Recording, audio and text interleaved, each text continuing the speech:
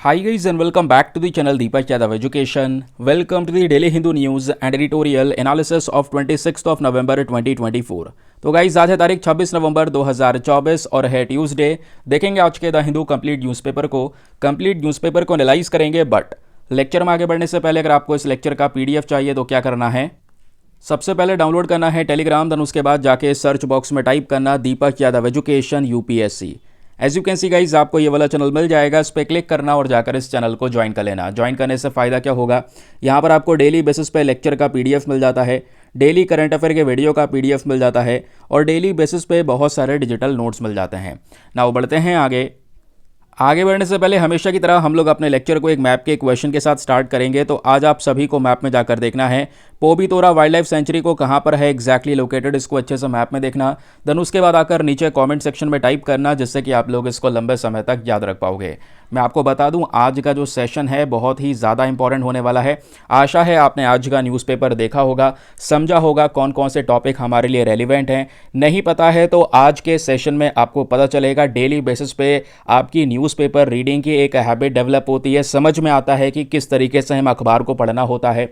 जैसे हम कोई आर्टिकल पढ़ रहे हैं तो उसमें क्या चीज़ें पढ़नी है, सिलेबस क्या कहता है, कैसे हम अपने करंट अफेयर को स्टैटिक पोर्शन के साथ में लिंक करेंगे, वो हर एक चीज़ दोस्तों डेली के इन वीडियोज़ में मैं आपको बताता रहता हूँ, जहाँ पे आपके करंट अफेयर्स, एडिटोरियल्स, ये सब चीज़ें आपके न्यूज़पेपर के माध्यम से कवर हो जाती है। तो जैसे आज पेज नंबर 1 पे सबसे पहला आर्टिकल आपको ये देखने को मिल जाएगा, जो कि बहुत ही ज़्यादा इंपॉर्टेंट होने वाला है।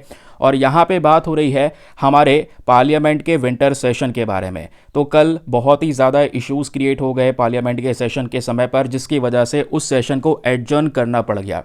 तो आज ना एक स्पेशल चीज़ भी है, आज का जो पूरा सेशन है ये पॉलिटी स्पेशल होने वाला है। रीज़न क्या है, क्योंकि आज 26 नवंबर भी है, तो 26 नवंबर को हम कॉन्स्टिट्यूशन डे को सेलिब्रेट करते हैं। तो संविधान दिवस से रिलेटेड बहुत सारे जो इम्पॉर्टेंट डेटा है वो आपको मिलने वाला है। इवन जो कि पॉलिटी से काफ़ी लोग डरते भी हैं, कमेंट्स भी करते हैं। लेकिन अभी क्या होगा, आज के सेशन में पॉलिटी को लेकर बहुत सारे फैक्ट्स आज हम लोग कवर करने वाले हैं, बहुत सारे कॉन्सेप्ट्स क्लियर करने वाले हैं। तो जो बिगिनर हैं उनको बहुत सारी जानकारी मिलेगी पॉलिटी को लेकर, और जो लोग यहाँ पर ऑलरेडी ये पढ़ चुके हैं उनका रिवीजन हो जाएगा। तो आज का सेशन रियली में बहुत ही ज़्यादा रेलिवेंट होने वाला है। मैं आपको एक ओवरव्यू दे देता हूँ पहले कि आज क्या क्या चीज़ें काम की हैं। जैसे फर्स्ट आर्टिकल आपको ये देखने को मिल जाएगा, जहाँ पे हम बात करने वाले हैं पार्लियामेंट के सेशंस के बारे में, कैसे कंडक्ट किया जाता है, कौन कंडक्ट करता है, उसको बंद कैसे किया जाता है, एडजॉर्नमेंट मतलब क्या होता है वो भी समझेंगे, और अभी के मामले में ये जो न्यूज़ आर्टिकल है वो क्यों डिस्कस किया जा रहा है वो भी समझेंगे। फिर उसके बाद दूसरा जो रेलिवेंट टॉपिक है ये आपका पेज नंबर 5 पे प्रेजेंट है, ये वाला आर्टिकल। अब इसमें कोई ज़्यादा खास बात तो नहीं है, क्योंकि इसमें काफ़ी बार हम लोग डिस्कशन कर चुके हैं कि जैसे संविधान के अंदर में जो प्रियम्बल है वहाँ से सेकुलर और सोशलिस्ट वर्ड हटाने की बात की गई, तो सुप्रीम कोर्ट ने उसके रेफरेंस में बोला है कि देखिए ये जो वर्ड्स है वो हमारे संविधान के प्रियम्बल के साथ में ही रहने वाले हैं, कहीं नहीं जाने वाले। ये basic structure of the constitution का हिस्सा है, तो इसको हम नहीं हटा सकते। फिर इसी आर्टिकल के नीचे एक और आर्टिकल प्रेजेंट है, और वो है दोस्तों यहाँ पर ये वाला आर्टिकल, काफ़ी ज़्यादा काम का है। यहाँ पे बात हो रही है पैन 2.0 प्रोजेक्ट के बारे में। जैसे हमारे पास में पैन कार्ड होते हैं, है ना, जिसको हम लोग परमानेंट अकाउंट नंबर बोलते हैं, जो इनकम टैक्स डिपार्टमेंट जारी करता है। तो अभी क्या हो रहा है, इसी के अंदर में कुछ नए इनिशिएटिव्स लेकर आए हैं, जिसके लिए सेंट्रल गवर्नमेंट ने लगभग 1435 करोड़ रुपए का जो ये प्रोजेक्ट है वो अनाउंस किया है, ताकि पैन 2.0 प्रोजेक्ट को अंजाम दिया जा सके। फिर उसके बाद एडिटोरियल में देखोगे तो पेज नंबर 8 पर आपको ये आर्टिकल देखने को मिल जाएगा। ठीक है, शशि थरूर साहब का आर्टिकल है, क्योंकि मैंने बोला आज कॉन्स्टिट्यूशन डे है तो हमारे संविधान को लेकर बहुत सारी डिटेल्स कवर की गई हैं। इसके नीचे जो एडिटोरियल प्रेजेंट है वो भी कॉन्स्टिट्यूशन डे के बारे में डिस्कस करता है, दोनों को कंबाइन करके डिस्कस करेंगे। फिर आपका पेज नंबर 13 पर एक इंपॉर्टेंट आर्टिकल आपको ये प्रेजेंट देखने को मिल जाता है, जो काफ़ी ज़्यादा काम का है दोस्तों, जहाँ पे दोस्तों मेंशन किया जा रहा है कि जो हमारे राष्ट्रपति हैं वो आज लगभग 75th ईयर का जो हमारा कॉन्स्टिट्यूशन डे का सेलिब्रेशन है, इसका पूरा सेलिब्रेशन होगा। और ये कहाँ पे होने वाला है, हमारे पुराने वाले पार्लियामेंट के अंदर में। तो उसको लेकर कुछ आर्टिकल कवर किया गया, ये बहुत सारे एस्पेक्ट है क्लियर करने के लिए, समझेंगे। फिर उसी के नीचे एक और आर्टिकल प्रेजेंट यहाँ पर आपको देखने को मिलेगा कि कैबिनेट ने जो अटल इनोवेशन मिशन है इसका अगला फेज को अप्रूवल दे दिया है। तो समझेंगे अटल इनोवेशन मिशन क्या है, इसको लेकर यूपीएससी पहले सीधा सीधा क्वेश्चन पूछ चुका है कि कौन सी जो मिनिस्ट्री है वो अटल इनोवेशन मिशन को इम्प्लीमेंट करती है, तो वो है नीति आयोग। ये सीधा सीधा सवाल जो है वो पूछा जा चुका है पहले भी, तो और क्लियरेंस आपको मिलेगा यहाँ पे। फिर दोस्तों पेज नंबर 8 पर अगर आप देखोगे, वो तो हमारे एडिटोरियल थे, वो हमने कवर कर लिया, लेकिन ये है दोस्तों हमारा पेज नंबर 14। यहाँ पे आप देख पाएंगे आस पड़ोस पे 2 आर्टिकल आपको नजर आएंगे, जहाँ पे इधर एक आर्टिकल के अंदर डिस्कशन हो रहा है क्योंकि अभी इंडिया ने global conference of the international cooperative alliance रखा भारत के अंदर में। उस पूरे अलायंस का अभी यहाँ पे उद्घाटन प्रधानमंत्री नरेंद्र मोदी जी ने किया है। बहुत सारे लोग दुनिया भर से प्रेजेंट थे, काफ़ी सारे लीडर्स प्रेजेंट थे। आप देख पाओगे भूटान के प्रधानमंत्री भी दोस्तों इसी अलायंस के अंदर में प्रेजेंट हैं। तो भूटान भारत को शुक्रिया करता है for the Gelephu smart city project. तो ये गेलेफू स्मार्ट सिटी प्रोजेक्ट के अंदर में इंडिया का बहुत बड़ा सपोर्ट है। समझेंगे गेलेफू स्मार्ट सिटी प्रोजेक्ट है क्या। फिर उसके बाद में एक छोटा सा आर्टिकल है, ज़्यादा कुछ यहाँ पर रेस्पेक्ट आपको देखने को मिलेगा नहीं। यहाँ पे क्या मेंशन किया जा रहा है, लेबर कोड्स के बारे में बात की जा रही है, जो लेबर कोड्स गवर्नमेंट ने अनाउंस किए थे 2020 के अंदर में। तो उन लेबर कोड्स को अभी तक कुछ स्टेट्स ने इम्प्लीमेंट किया है, कुछ स्टेट्स ने इम्प्लीमेंट नहीं किया है, उसी को लेकर ये आर्टिकल है, तो थोड़ा इसके बारे में जानकारी मिल जाएगी। फिर पेज नंबर 11 पर साइंस एंड टेक के लिए एक बहुत ही ज़्यादा रेलिवेंट टॉपिक आपको ये देखने को मिलेगा। मेस ऑब्जर्वेटरी के बारे में डिस्कशन हो रहा है। रिसेंटली मैंने ये आर्टिकल पढ़ाया भी था, थंबनेल भी लगाया था। तो लद्दाख के हैनले वाले रीजन के अंदर में जो मेस ऑब्जर्वेटरी है, रिसेंटली इसका उद्घाटन किया गया है। तो ये मेस ऑब्जर्वेटरी का मेन पर्सपेक्टिव क्या होने वाला है, इसका ऑब्जेक्टिव क्या होगा, वो सब कुछ यहाँ पे डिस्कस किया जाएगा। चलिए फिर आगे आते हैं और शुरुआत करते हैं आज के अपने थंबनेल वाले आर्टिकल के साथ में। तो कल हमने यहाँ पे डिस्कस किया था कि जापान के अंदर में $26 बिलियन की एक बहुत ही ज़्यादा मैसिव डिस्कवरी की गई है, वो भी मैंगनीज़ की। और मैंगनीज़ एक रेयर अर्थ एलिमेंट है, आपको पता है, जिसकी आवश्यकता बहुत ज़्यादा है इलेक्ट्रिक व्हीकल्स या बाकी सारी चीज़ों में हम उसका यूज़ करते हैं। लेकिन वहीं पे अगर आप देखेंगे दोस्तों, तो एक और दूसरा बहुत ही ज़्यादा इंपॉर्टेंट आर्टिकल आज पब्लिश हुआ है, जहाँ पे बात की जा रही है एक और डिस्कवरी हुई है, वो भी चाइना में। चाइना पिछले कुछ समय पर अपने आर्थिक संकट से गुजर रहा है। आर्टिकल आपने पढ़े होंगे जहाँ पे चाइना की जो इकॉनमी है वो ग्रो नहीं कर पा रही है। आज की समय पर इकॉनमी एक बहुत ज़्यादा प्रॉब्लम्स को फेस कर रही है, ऐसे कुछ आर्टिकल पब्लिश हुए थे। लेकिन अब क्या है, थोड़ा बहुत उनके लिए एक रिलीफ मिलने वाला है, क्योंकि चाइना के अंदर में एक बहुत ही ज़्यादा बड़ा एक मैसिव गोल्ड रिजर्व फाउंड किया गया है। सोने का भंडार यहाँ पे पाया गया है। और कहाँ पे पाया गया है, चाइना के हुनान प्रोविंस के अंदर में, जिसको लेकर ये आर्टिकल कवर किया जा रहा है। आइए मैं आपको एक एक करके हर एक बेसिक इन्फॉर्मेशन समझाता हूँ। पहले अगर हम पर्टिकुलरली लोकेशन के बारे में बात करेंगे तो दोस्तों यह है चाइना और यह है हुनान प्रोविंस, जो रेड कलर में मार्क किया गया है। ठीक है, यहीं पर यह गोल्ड रिजर्व पाया गया है। ध्यान में रखिएगा, अपने आप में एक मैसिव डिस्कवरी है। मैसिव डिस्कवरी इसलिए है क्योंकि यह लाखों करोड़ों रुपए का सोना है यहाँ पे। ये इन्फॉर्मेशन हमारे पास में है और कहीं ना कहीं इन रिजर्व से क्या होगा, चाइना की इकॉनमी को एक बड़ा सपोर्ट मिलने वाला है। ये डिस्कवरी कहीं ना कहीं चाइना की जो मिनरल वेल्थ है इसको और ज़्यादा एक्सपैंड करने के ऊपर में फोकस करेगी, चाइना को दुनिया भर में और ज़्यादा मजबूत करने के ऊपर फोकस करेगी। और उसके बाद साउथ चाइना मॉर्निंग पोस्ट का आर्टिकल है, उनका अकॉर्डिंग बताया गया है कि चाइना के अंदर में एक वांगू गोल्ड माइन प्रेजेंट है हुनान प्रोविंस में। यहाँ पे ये रिजर्व देखने को मिल जाएगा और ये जो रिजर्व है वो काफ़ी गहराई में प्रेजेंट है। लगभग 40 से ज़्यादा गोल्ड वीन्स यहाँ पे प्रेजेंट है, यानी कि छोटे छोटे जो क्रैक हैं वो प्रेजेंट है, जिसके अंदर में ये गोल्ड आपको देखने को मिल जाएगा। तो इस तरीके का जो ये पूरा का पूरा बड़ा सा डिस्कवरी है वो रिसेंटली यहाँ पे किया जाता है।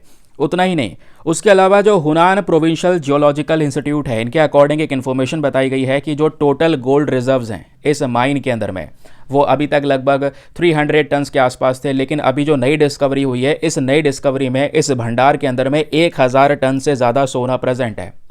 तो टोटल एस्टिमेट वैल्यू इस पूरे रिजर्व की, इस पूरे भंडार की 600 बिलियन युआन के पास बताई जा रही है। युआन जो चाइनीज़ करेंसी है, और अगर हम इंडिया के रुपीज़ में बात करेंगे तो 7 लाख करोड़ रुपए का ये जो सोना है वो डिस्कवर किया गया है। उसके बाद जो ह्यूमन प्रोविंशियल जियोलॉजिकल इंस्टीट्यूट है, इसी के वाइस प्रेसिडेंट है लियू योनजोंग। इनका कहना यह है कि यह डिस्कवरी चाइना के लिए बड़ी सक्सेस हो सकती है, क्योंकि चाइना पिछले कुछ समय पर मिनरल्स को एक्सप्लोर करने के लिए बहुत सारे इनिशिएटिव चला रहा है। क्योंकि आज हम देख पाते हैं रेयर अर्थ एलिमेंट्स या जो रेयर मिनरल्स है, इनकी खोज करने के लिए, इनके एक्सप्लोरेशन करने के लिए सभी देश लगे पड़े हैं।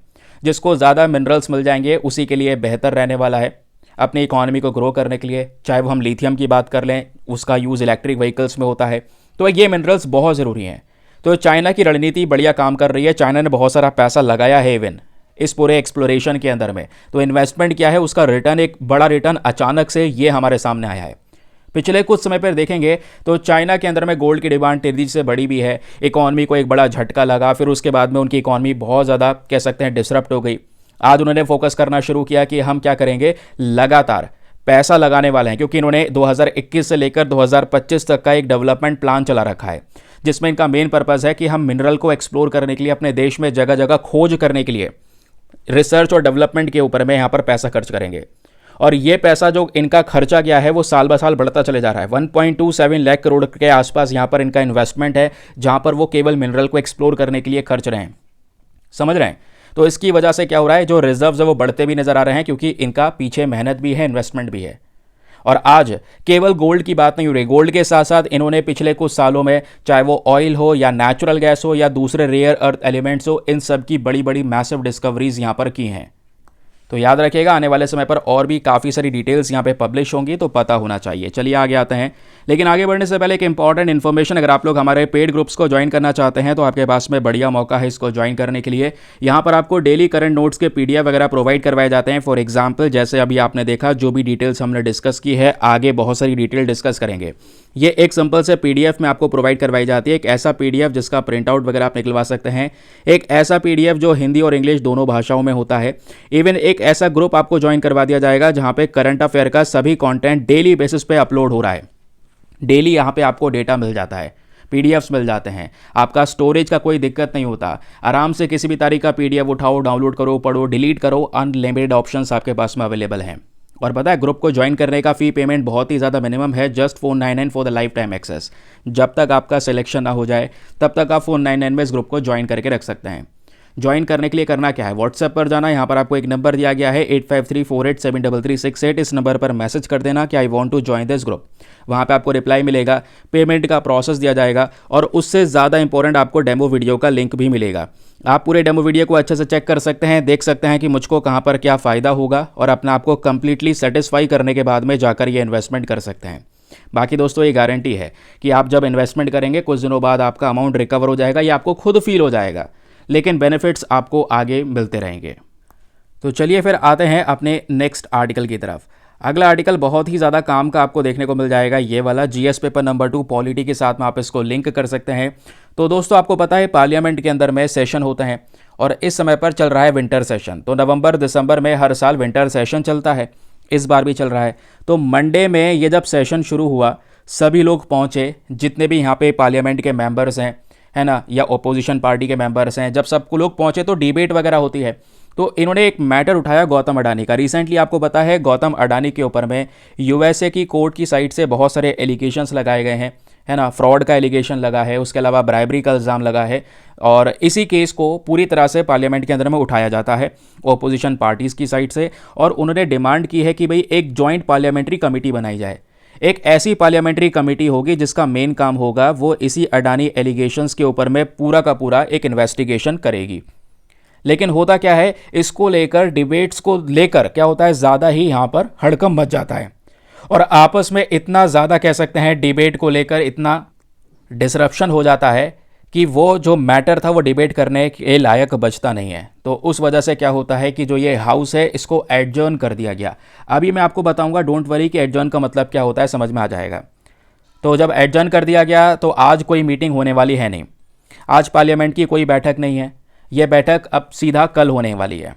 आज जो है आपको पता है, हम लोग जो 75th एनिवर्सरी है हमारे constituent assembly adoption of the constitution का, वो सेलिब्रेट कर रहे हैं, है ना, क्योंकि ये तारीख आपको पता होगा 1949 के समय पर, कब, 1949 में 26 नवंबर को हमारी कॉन्स्टिट्यूएंट असेंबली ने संविधान को एडॉप्ट किया था। ठीक है, तो आज 75 साल हो चुके हैं। तो आज इसका एक मीटिंग चलेगा वही, लेकिन ऑफिशियल पार्लियामेंट्री मीटिंग नहीं है, बस खाली ऐसे एक मीटिंग चलने वाला है, थोड़े स्पीचेस होंगे, वो भी पुरानी वाली पार्लियामेंट की बिल्डिंग में। एक सेलिब्रेशन जो होता है ना, वो किया जाएगा 75th ईयर कंप्लीट होने के बाद में। ठीक है, लेकिन ये जो मैटर है इसको ध्यान में दीजिएगा। ये जो पूरा मामला आज के समय पर निकल कर आया है, जो भी डिस्कशन होंगे वो अब कल होने वाले हैं, यानी 27 नवंबर को होंगे। समझ रहे हैं? तो अभी के समय पर क्या हुआ कि जो पार्लियामेंट का जो पूरा सेशन है इसको एडजर्न कर दिया गया है। तो क्वेश्चन यहां पर यही आता है कि सर एडजर्न मतलब होता है क्या है, चलिए समझते हैं। और एडजर्न के साथ साथ मैं आपको पार्लियामेंट के इंपॉर्टेंट सेशंस के बारे में भी दोस्तों पढ़ाने वाला हूं। ठीक है, तो जब हम बात करते हैं सेशन ऑफ द पार्लियामेंट की, तो इसके बारे में क्या कोई संविधान में चीज़ें मेंशन्ड हैं? जी बिल्कुल। अगर आप इंडियन कॉन्स्टिट्यूशन को देखते हैं तो इंडियन कॉन्स्टिट्यूशन के अंदर में जो आर्टिकल 85 है वो इसके बारे में बात करता है। ठीक है, जो आर्टिकल 85 है भारतीय संविधान का, ये पावर देता है हमारे प्रेसिडेंट ऑफ इंडिया को। किसको? हमारे राष्ट्रपति को। क्या पावर देता है कि राष्ट्रपति हर साल क्या कर सकते हैं, इन सेशंस में जो हमारे एमपीज होते हैं, मेंबर ऑफ पार्लियामेंट होते हैं, इनको समन करते हैं, यानी इनको बुलाते हैं इन सेशन को अटेंड करने के लिए। अब आपको पता होना चाहिए कि पार्लियामेंट के अंदर में जो सेशन होते हैं वो 3 प्रकार के सेशंस होते हैं। हर साल 3 सेशन होते हैं, और वो कौन कौन से हो सकते हैं? तो BMW करके यहाँ पे याद रख लो। B से होता है हमारा सबसे पहला बजट वाला सेशन, ठीक है। M से होता है हमारा मॉनसून का सेशन जो बीच में होता है। उसके अलावा दोस्तों W से यानी विंटर सेशन जो इस समय पर चल रहा है, ठीक है। ये बात आपको क्लियर हो गई, समझ में आ गया इतना? अब दोस्तों जितने भी ये सेशंस आपको देखने को मिलेंगे पार्लियामेंट के, इनको गवर्न करने के लिए कुछ हमारे पास में लॉज वगैरह हैं, उन लॉज को ध्यान में रखिएगा। अच्छा, वो कौन से लॉज हैं भाई? आपने पढ़ा होगा, चाहे वो लोकसभा हो या फिर राज्यसभा हो, इनके अपने लॉज हैं या नहीं है? Rules of procedure, conduct of business, ये इनके नियम हैं। रूल नंबर करके ऐसे वगैरह वगैरह करके बहुत सारे नंबर्स आपको नजर आएंगे, ठीक है। तो लोकसभा के अपने नियम, राज्यसभा के अपने नियम, इन्हीं नियम के हिसाब से जो हमारे ये पार्लियामेंट के सेशंस हैं, यानी बजट सेशन, मॉनसून सेशन और विंटर सेशन, इनको कंडक्ट किया जाता है, यानी गवर्न करा जाता है। इन्हीं नियमों के हिसाब से ये सेशंस चलते हैं। सिंपल हो गया। अब दोस्तों यही जो आर्टिकल 85 है, ज़रा इसके ऊपर में एक बार और नज़र डालो। नज़र क्यों डालनी है दोबारा? क्योंकि ये आर्टिकल 85 जो है भारतीय संविधान का, ये हमारे पार्लियामेंट के सेशन को लेकर डील करता है, ये तो क्लियर हो गया। लेकिन ये आर्टिकल 85 ये बोलता है कि जो हमारे प्रेसिडेंट हैं, जो हमारे भारत के राष्ट्रपति हैं, वो डिसाइड करेंगे, उनके पास में पावर है एमपीज़ को बुलाने की, ठीक है। मतलब जो मेंबर ऑफ पार्लियामेंट इनको बुलाकर इस पूरे सेशन को रखने की, है ना, या फिर किसी पार्लियामेंट को डिसॉल्व करने की, ये सारी ताकत इन्हीं के पास में है। या फिर प्रोरोग करने की भी ताकत इन्हीं के पास में होती है। प्रोरोग अभी समझाऊंगा क्या है, बस खाली मैं अभी आपको एक ओवरव्यू दे रहा हूं। अब जरा यहां पर रियलिटी समझिए। जो भी चीज़ें मैंने आपको बताई हैं वो सब दोस्तों आपके सामने ये लिखित में प्रेजेंट है, आराम से आप इसको समझ सकते हैं खुद भी पढ़कर। वैसे मैंने आपको बता दिया है, यहां तक तो आपको क्लियर हो गया है, आर्टिकल 85 के बारे में क्लियर हो गया है। अब आर्टिकल 85 क्लॉज 1 और आर्टिकल 85 क्लॉज 2, 2 आर्टिकल्स आपको यहां पे देखने को मिलते हैं। आर्टिकल 85 क्लॉज 1 क्या बोलता है कि जो हमारे प्रेसिडेंट हैं वो हमारे हर एक मतलब पार्लियामेंट के जो दोनों हाउसेस हैं, यानी लोकसभा और राज्यसभा, लोकसभा लोअर हाउस है, राज्यसभा अपर हाउस है, तो हमारे in house of the parliament के मेंबर्स को ये समन कर सकते हैं, बुला सकते हैं। जब भी इनको लगता है अप्रोप्रिएट समय यह है सेशन करने का, तो ये बुला सकते हैं। लेकिन ध्यान में रखिएगा कि जब भी 2 सेशंस होते हैं पार्लियामेंट के अंदर में, जब भी सेशन होगा, सपोज एक सेशन आज हो गया, अब एक सेशन कुछ टाइम बाद होना है, तो 2 सेशंस के बीच का जो समय है वो 6 महीने से ज़्यादा नहीं होना चाहिए। वो चीज़ यहाँ पर लिखी गई है, प्लीज़ इस बात को ध्यान में रखिएगा, इंपॉर्टेंट है ये। छोटी छोटी चीज़ें होती हैं, स्टेटमेंट में दे दिया जाता है, ठीक है। क्वेश्चन बन जाएगा कि बताइए 2 सेशन के बीच में क्या कोई इनफाइनाइट टाइम पीरियड है? नहीं। आप ध्यान में रखिए, जब 2 सेशंस होते हैं, सपोज यहाँ पर साल में एक सेशन अब हो रहा है और दूसरा सेशन यहाँ पर अगर 6 महीने बाद होगा, तो वो नहीं होगा, 6 महीने के भीतर भीतर करवाना होगा, ठीक है। तो ये यहां पर प्रेसिडेंट के पास में पावर है to ensure that not more than 6 months intervene between the last sitting of one session and the first sitting of the next session. आज जो सेशन चल रहा है और भविष्य में जो दूसरा सेशन आएगा, इसके बीच में 6 महीने से ज्यादा का गैप नहीं होना चाहिए, ठीक। फिर आर्टिकल 85 का क्लॉज 2 क्या बोलता है? ये भी अगेन हमारे प्रेसिडेंट को ही पावर देता है टू प्रोरोग द हाउस, यानी कि हाउस जब शुरू होगा कोई सेशन, तो उस सेशन को एंड भी तो करना होगा, तो फॉर्मली एंड करने की पावर भी हमारे प्रेसिडेंट के पास में है। या मान लो लोकसभा को डिसॉल्व करने की पावर भी प्रेसिडेंट के पास में है। अब आपको पता है लोकसभा डिसॉल्व होती है, आप देखते हैं लोकसभा और राज्यसभा, राज्यसभा तो हमारा यहाँ पे परमानेंट हाउस है ना, परमानेंटली एज इट इज रहने वाला है, समय के हिसाब से मेंबर्स चेंज होते हैं। लेकिन लोकसभा की जब बात करते हैं तो लोकसभा 5 साल बाद डिसॉल्व होती है, क्योंकि 5 साल बाद इलेक्शंस होते हैं लोकसभा के। जैसे अब की बार लोकसभा के इलेक्शंस हुए, है ना, जिसमें यहाँ पर बीजेपी गवर्नमेंट ने, एनडीए ने स्पेशली अपनी सरकार बनाई। लेकिन दोस्तों वो इलेक्शंस होने से पहले ही लोकसभा डिसॉल्व हो गया था, समझ रहे हैं। फिर उसके बाद नए इलेक्शंस होते हैं, फिर जो भी सरकार बनाता है फिर उसके हिसाब से फिर लोकसभा सेशन शुरू होगा, यानी 5 साल बाद, आने वाले 5 साल बाद फिर से वो डिसॉल्व हो जाएगा। डिसॉल्व करने की पावर किसके पास में है? हमारे प्रेसिडेंट के पास में। तो उसी तरीके से यहाँ पर हाउस ऑफ द पीपल को भी डिसॉल्व करने की पावर प्रेसिडेंट के पास में होती है, अगर उनको लगता है कि यहाँ पे ज़रूरत है तो। अब क्या होता है, पार्लियामेंट के सेशन के बारे में समझ में आ गया किसके पास में पावर है, कौन सा आर्टिकल क्या बोलता है। अब बात होती है टाइप्स ऑफ सेशंस के बारे में। जब टाइप्स ऑफ सेशंस की बात करते हैं तो पहला होता है हमारा बजट सेशन। साल का सेशन, मतलब अगर हम साल जनवरी से दिसंबर तक देखेंगे ऐसे, तो पहला सेशन हमारा बजट होता है, क्योंकि आपको पता होगा हर साल बजट यहाँ पे आता है, ठीक है। अभी यहाँ पर 2 महीने बाद बजट रिलीज होने वाला है, जब भी आएगा। तो जो बजट सेशन होता है हमारे पार्लियामेंट का, वो प्रेसिडेंट के एड्रेस के माध्यम से शुरू किया जाता है। इस वाले सेशन में क्या होता है, हम अपने यूनियन बजट को प्रेजेंट करते हैं। लोकसभा के अंदर में बजट आता है, दोनों हाउसेस में उसको लेकर डिस्कशंस होते हैं, सेशंस के अंदर में बातचीत होती है, ठीक है। तो बजट सेशन हमारा फरवरी से लेकर मार्च के बीच में होता है, क्योंकि 1 फरवरी को आपका बजट आ जाता है पूरे साल का, समझ गए। तो ये जो पर्टिकुलर सेशन है दोस्तों, इसके अंदर में जो पार्लियामेंट्री कमिटीज़ हैं उनके पास में भी पावर है बजट के जितनी भी चीज़ हैं उसको रिव्यू करने की। तो उसका मेन ऑब्जेक्टिव यही है कि बजट सेशन कैसा बनाया गया है गवर्नमेंट की साइड से, इसको डिस्कस करना, इसके ऊपर में डिबेट करना और इसको अप्रूवल देना। ये सारा काम इस बजट सेशन में होता है। क्लियर हो गया। दूसरा जो सेशन होता है दोस्तों, वो होता है हमारा मॉनसून सेशन। ये जुलाई से अगस्त के बीच में तक चलता है, ठीक है। यहां पर क्या है, मॉनसून सीजन चल रहा है, इस वजह से नाम इसको मॉनसून सेशन दे दिया गया। इस सेशन के अंदर में फोकस किया जाता है कुछ इंपॉर्टेंट नियम वगैरह लाने के लिए, लागू करने के लिए, या जो मेंबर ऑफ पार्लियामेंट है बिल्स इंट्रोड्यूस करते हैं, है ना, या उन बिल के ऊपर डिस्कशंस होते हैं, डिबेट्स होती हैं। तो ये सारा काम होता है हमारे मॉनसून सेशन में। फिर उसके बाद दोस्तों तीसरा होता है विंटर सेशन। ये जो चल रहा है ये हर साल नवंबर दिसंबर के बीच में चलता है। अभी नवंबर का महीना चल रहा है तो विंटर सेशन भी चल रहा है। ये ध्यान रखिएगा, जब बात करना है पार्लियामेंट्री सेशन की, तो फाइनल सेशन माना जाता है हमारे पर्टिकुलर ईयर में। विंटर सेशन में भी कई सारे प्रकार के जो बिल्स है वो इंट्रोड्यूस किए जाते हैं। जो पुराने बिल पेंडिंग पड़े हैं उनको डिस्कस किया जाता है। गवर्नमेंट का परफॉर्मेंस कैसा रहा है पर्टिकुलर ईयर के अंदर में, उसको लेकर क्वेश्चंस या डिबेट्स वगैरह होती हैं। तो ये हो गए हमारे टाइप्स ऑफ सेशंस की बात। लेकिन आपको पता है इन 3 सेशन के अलावा एक छोटा सा और सेशन होता है जिसको बोलते हैं हम स्पेशल सेशन। ये केवल स्पेशल ओकेजन्स के वो लेकर ही यहाँ पर डील किया जाता है। ये हटकर है, ये तो हमारे नॉर्मल रहेंगे 3 सेशन जिसकी हम बात कर रहे हैं बीएमडब्ल्यू की, budget session, monsoon session, winter session, ये नॉर्मल रहने वाले हैं, ये हर साल होते हैं।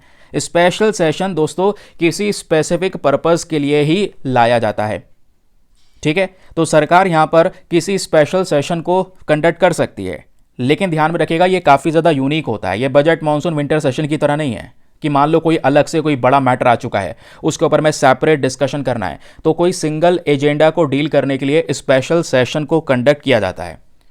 हालांकि हमारे संविधान में स्पेशल सेशन का कोई जिक्र नहीं है। Very very important point, special session is not explicitly mentioned in the constitution. ये बात में ध्यान रखिएगा। ना ही संविधान में इसके बारे में कोई चर्चा की गई है और ना ही यहाँ पर अगर आप देखेंगे जो हमारे हाउस ऑफ द पार्लियामेंट के रूल्स हैं, क्योंकि मैंने आपको बताया जो बीएमडब्ल्यू वाले सेशन हैं हमारे, वो हमारे जो लोकसभा और राज्यसभा के रूल्स हैं, कंडक्ट ऑफ बिजनेस है, उनके माध्यम से गवर्न किए जाते हैं। लेकिन स्पेशल सेशन की कोई भी किसी भी प्रकार की कहीं पर चर्चा नहीं है। लेकिन आर्टिकल 352 थोड़ा सा जिक्र करता है। आर्टिकल 352 बात करता है स्पेशल सिटिंग के बारे में। यह स्पेशल सेशन मेंशन नहीं है, लेकिन स्पेशल सिटिंग के बारे में आर्टिकल 352 में बताया गया है, जो कि इमरजेंसी को लेकर डील करता है। सबसे बड़ा एग्जांपल, जब मान लो कोई ऐसी नेशनल सिक्योरिटी की बात आ गई है तो उस समय पर यहां पे स्पेशल सेशन बैठाया जाता है। जैसे एग्जाम्पल दें अगर हम लोग थोड़ा इतिहास का, तो 1962 में इंडिया चाइना का जो वॉर हुआ उसको डील करने के लिए जब मान लो एकदम से कोई नेशनल इमरजेंसी की बात आ गई या सिक्योरिटी की बात आ गई तो स्पेशल सेशन बैठाना पड़ता है। तो 1962 में हुआ। फिर 1971 में इंडिया पाकिस्तान का कॉन्फ्लिक्ट हुआ, जिसके बाद बांग्लादेश एक देश बनकर आया, इसके डिस्कशन के लिए स्पेशल सेशन बैठाया गया। तो ऐसे स्पेशल सेशंस होते हैं ओकेजनली, ध्यान में रखिएगा। जैसे फॉर एग्जांपल एक आर्टिकल मैंने ये लगाया है, जैसे आज भी हमारे न्यूज़पेपर में भी आर्टिकल प्रेजेंट है ना, क्योंकि मैंने बोला कि आज देखो होने क्या वाला है। कोई भी हमारा जैसा विंटर सेशन चल रहा है ना, वो तो चल रहा है अलग से, वो आज नहीं होगा विंटर सेशन में। आज हम लोग पुराने वाले पार्लियामेंट में जितने भी एमपीज़ है वो सब जाने वाले हैं, वहाँ पे डिस्कशंस होगा, वहाँ पे सेलिब्रेशंस होने वाला है, स्पेशली जो हमारे 75 ईयर्स पूरे हुए हैं कॉन्स्टिट्यूशन के, स्पेशली उसको लेकर, ठीक है।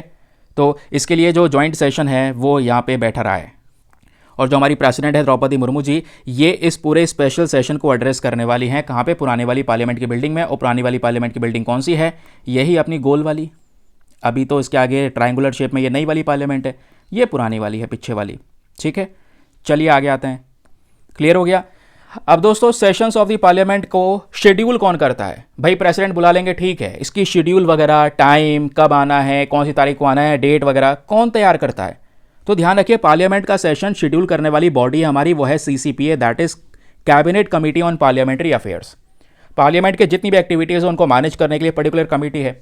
इसमें बहुत सारे कैबिनेट मिनिस्टर्स होते हैं जो डिसाइड करते हैं तारीख क्या होगी, नंबर ऑफ सिटिंग्स क्या होने वाली हैं, है ना, उस पूरे शेड्यूल को फाइनलाइज कर देते हैं। फिर उसके बाद में प्रेसिडेंट के पास में रिपोर्ट जाती है। फिर फाइनल तरीके से जो प्रेसिडेंट हैं वो एमपीज़ को बुलाएंगे कि भैया ये डिटेल है, ये आने वाला सेशन है, आ जाइएगा। समझ रहे हैं? तो ऐसे यहाँ पे पूरा प्रोसीजर फॉलो किया जाता है। अब यहीं पे कुछ टर्म्स आती हैं कॉन्स्टिट्यूशन के अंदर में जिसको डील करना ज़रूरी है। जैसे काफ़ी बार आपने आर्टिकल में देखा समन के बारे में चर्चा हो रही है। अभी जो न्यूज़ आर्टिकल पढ़ा है उसमें समन के बारे में डिस्कशन हुआ। तो समन क्या होता है? समन जब यहाँ पे प्रेसिडेंट बुला रहे होते हैं, है ना, पार्लियामेंट सेशन शुरू होता है समन से ही, क्योंकि हमारे प्रेसिडेंट इनवाइट कर रहे हैं मेंबर्स ऑफ पार्लियामेंट को कि भाई आइए, ये एक मीटिंग रखी गई है, ये सेशन शुरू हो रहा है। तो आर्टिकल 85 के तहत president must summon each house at least twice a years. हर एक हाउस को साल में 2 बार, कम से कम 2 बार तो बुलाना होगा, और दोनों सेशन के बीच में 6 महीने से ज़्यादा का गैप नहीं हो सकता। ये मैं पहले बोल चुका हूँ। दूसरा टर्म आता है एडजर्नमेंट, ध्यान में रखिएगा। एडजर्नमेंट मतलब होता है टेम्पररी बेसिस पर पार्लियामेंट को सस्पेंड कर देना। जैसे अभी आप लोगों ने यहाँ पर सीन देखा, कौन सा वाला, जो आर्टिकल पढ़ा स्टार्टिंग में, जहाँ पे गौतम अडानी के ऊपर जो एलिगेशन है उसको लेकर एक कमेटी बनाने के बारे में डिस्कशन हुआ। तो वहाँ पे थोड़ा सा डिसरप्शन हुआ पार्लियामेंट के अंदर में, सही से डिस्कशन नहीं हो पा रहा था। तो क्या होता है, उसकी वजह से सेशन को एडजर्न कर दिया गया, यानी टेम्पररी बेसिस पर सस्पेंड कर दिया गया। अब पार्लियामेंट की जो टेम्पररी बेसिस पर सस्पेंशन है, ये कुछ घंटे के लिए भी कर सकते हैं, कुछ दिन के लिए, कुछ सप्ताह के लिए भी। तो दोस्तों यहाँ पर कल के लिए इसको रोक दिया गया। अब कल से जो है अब वापस से सेशन बैठ जाएगा। तो एडजर्नमेंट मतलब क्या होता है? टेम्पररी बेसिस पर रोक देना। समझ गए? और एडजर्नमेंट में अगली तारीख आपको पता चल जाती है कि कब आना है। तो बता दी तारीख भाई 27 नवंबर, यानी कल को वापस से सब पहुंच जाएंगे। तो एडजर्नमेंट ये होता है। लेकिन यहीं पर एडजर्नमेंट से रिलेटेड एक और टर्म होता है जिसको बोलते हैं एडजर्नमेंट साइन डाई। पता है एडजर्नमेंट और एडजर्नमेंट साइन डाई के बीच में क्या डिफरेंस है? ज़रा ये सुनिएगा। जैसे आपने ये देखा कि कल जो ये हाउस है वापस से शुरू हो जाएगा 27 नवंबर को, ये तारीख हमको पता है, और तारीख बताने के बाद में पार्लियामेंट को सस्पेंड कर देना या टेम्पररी बेसिस पर सस्पेंड कर देना इज कॉल्ड एडजर्नमेंट। लेकिन एडजर्नमेंट साइन डाइन में क्या होता है? अगली तारीख पे कब आना है ये नहीं बताया जाता। समझ रहे हैं? पार्लियामेंट की सिटिंग को खत्म कर दिया गया, लेकिन अगली तारीख नहीं बताई गई कि कब वापस से आना है, कब वापस से ये सेशन शुरू होगा। तो उसको बोलते हैं एडजर्नमेंट साइन डाई। ठीक है। फिर एक टर्म यहीं पे आता है प्रोरोगेशन, ध्यान में रखिएगा। प्रोरोगेशन का मतलब क्या होता है? फॉर्मल तरीके से सेशन का एंड कर देना। ठीक है, जो सेशन होता है, सत्र का जो पूरा एंड होता है, वो सब यहाँ पर फॉर्मल तरीके से करने को हम बोलते हैं प्रोरोगेशन। ये कुछ इंपॉर्टेंट टर्म्स हैं। फिर एक टर्म आता है यहाँ पर रिसेस। रिसेस मतलब क्या होता है? जब हमारा पूरा सत्र का अंत हो जाता है, यानी कि सत्र खत्म हो गया, प्रोरोगेशन ऑफ अ हाउस वो खत्म हो गया, और एक नया सेशन अब शुरू होगा कुछ महीने बाद, तो उसके बीच का जो टाइम पीरियड होता है उसको बोलते हैं रेसेस पीरियड। ठीक है, तो सिंपल सी बात है, 2 सेशंस के बीच का समय, बजट सेशन, मॉनसून सेशन के बीच का समय क्या कहलाएगा? Recess period. फिर बात आती है डिसोल्यूशन की, तो ये मैं स्टार्टिंग में ही आपको डिसोल्यूशन का पूरा प्रोसेस समझा चुका हूं। आगे की बात सुनिए, यहीं पर एक वर्ड यूज किया जाता है कोरम। कोरम का मतलब क्या होता है? कोरम मतलब होता है मिनिमम नंबर्स ऑफ मेंबर्स का जो रिक्वायरमेंट होता है प्रोसीडिंग्स के लिए। फॉर एग्जाम्पल, आप भैया सेशन रख दो लोकसभा का, अब लोकसभा में मेंबर्स तो बहुत सारे हैं, है ना, अब 543 सीट्स हैं, लेकिन कुछ ही लोग आए हैं, मतलब समझ लो कि कोई 10-15 लोग प्रेजेंट है बस खाली सेशन के अंदर में, तो क्या सेशन वो चलेगा? नहीं। तो उसी को डिफाइन कर लीजिए कि भाई कम से कम इतने मेंबर्स होंगे तभी सेशन चलेगा आगे, उसको बोलते हैं कोरम। तो कोरम डिफाइन करता है मिनिमम नंबर ऑफ मेंबर्स का रिक्वायरमेंट, कि भाई कम से कम इतने मेंबर्स की जरूरत पड़ेगी, उसके बाद फर्दर प्रोसीडिंग्स हो पाएंगी। समझ रहे हैं? और ये कितने चाहिए हमें? टोटल मेंबरशिप के 1/10 के आसपास मेंबर्स की आवश्यकता पड़ेगी। फॉर एग्जांपल, लोकसभा में आपको 55 मेंबर्स की जरूरत पड़ेगी, राज्यसभा में कम से कम 25 मेंबर्स की जरूरत पड़ती है, तभी जाके सेशन की प्रोसीडिंग्स होंगी। और अगर ये मेंबर्स इतने संख्या में नहीं प्रेजेंट है, इससे कम प्रेजेंट है, तो कोरम यहाँ पर दोस्तों पूरा नहीं हो रहा है, यानी ये जो वर्ड है ये अपना जो ऑब्जेक्टिव है उसको फुलफिल नहीं कर रहा है, और जो भी यहाँ पे हमारे लोकसभा के स्पीकर वगैरह होंगे वो उस सेशन को, उस मीटिंग को एडजर्न कर देंगे, सस्पेंड कर देंगे। ठीक है, ये वर्ड हो गया यहाँ पे कोरम का। तो कॉन्स्टिट्यूशन के ये बेसिक टर्म्स हैं, ध्यान में रखिएगा। आर्टिकल समझा, आर्टिकल के पीछे का बेसिक फैक्ट समझा। आगे सुनिएगा। चलिए नेक्स्ट आर्टिकल पर आते हैं। तो दोस्तों अगला न्यूज़ आर्टिकल क्या है? हमारे कैबिनेट ने, गवर्नमेंट ने अप्रूव कर दिया है अगला फेज अटल मिशन का। ठीक है, तो यूनियन कैबिनेट ने एक मीटिंग रखी थी कल, उसी मीटिंग के दौरान अटल इनोवेशन मिशन को आगे बढ़ाने के ऊपर फोकस किया। अटल इनोवेशन मिशन को कौन इंप्लीमेंट करता है? याद रखिएगा, नीति आयोग। ये यूपीएससी का क्वेश्चन है, पूछा हुआ है प्रीवियस ईयर के अंदर में। तो अभी यहाँ पे बोला जा रहा है कि 31 मार्च 2028 तक 2750 करोड़ रुपया खर्चा जाएगा, इतना पैसा अलोकेट किया है इस मिशन को आगे बढ़ावा देने के लिए। होगा क्या इस मिशन से, जो भारत की ग्लोबल कॉम्पिटिटिवनेस है इनोवेशन इकोसिस्टम में वो इंप्रूव हो सकेगी। कहने का मतलब है जो इनोवेशंस हैं, आविष्कार होते हैं नए नए, है ना, तो उनको सपोर्ट करने के लिए, एंटरप्रेन्योरशिप को सपोर्ट करने के लिए ये पर्टिकुलर जो मिशन है ये काम करता है। तो ये जो AIM 2.0 शुरू किया गया है, ये एक नया इनिशिएटिव है जिससे आने वाले समय पर जो हमारे देश में बिजनेसेस हैं वो काफ़ी ज़्यादा ग्रो करते हुए नजर आएंगे। लेकिन एग्जाम में अटल इनोवेशन मिशन को लेकर बेसिक फैक्ट पूछे जा सकते हैं, तो वो क्या क्या पता होना चाहिए, चलिए बताता हूँ।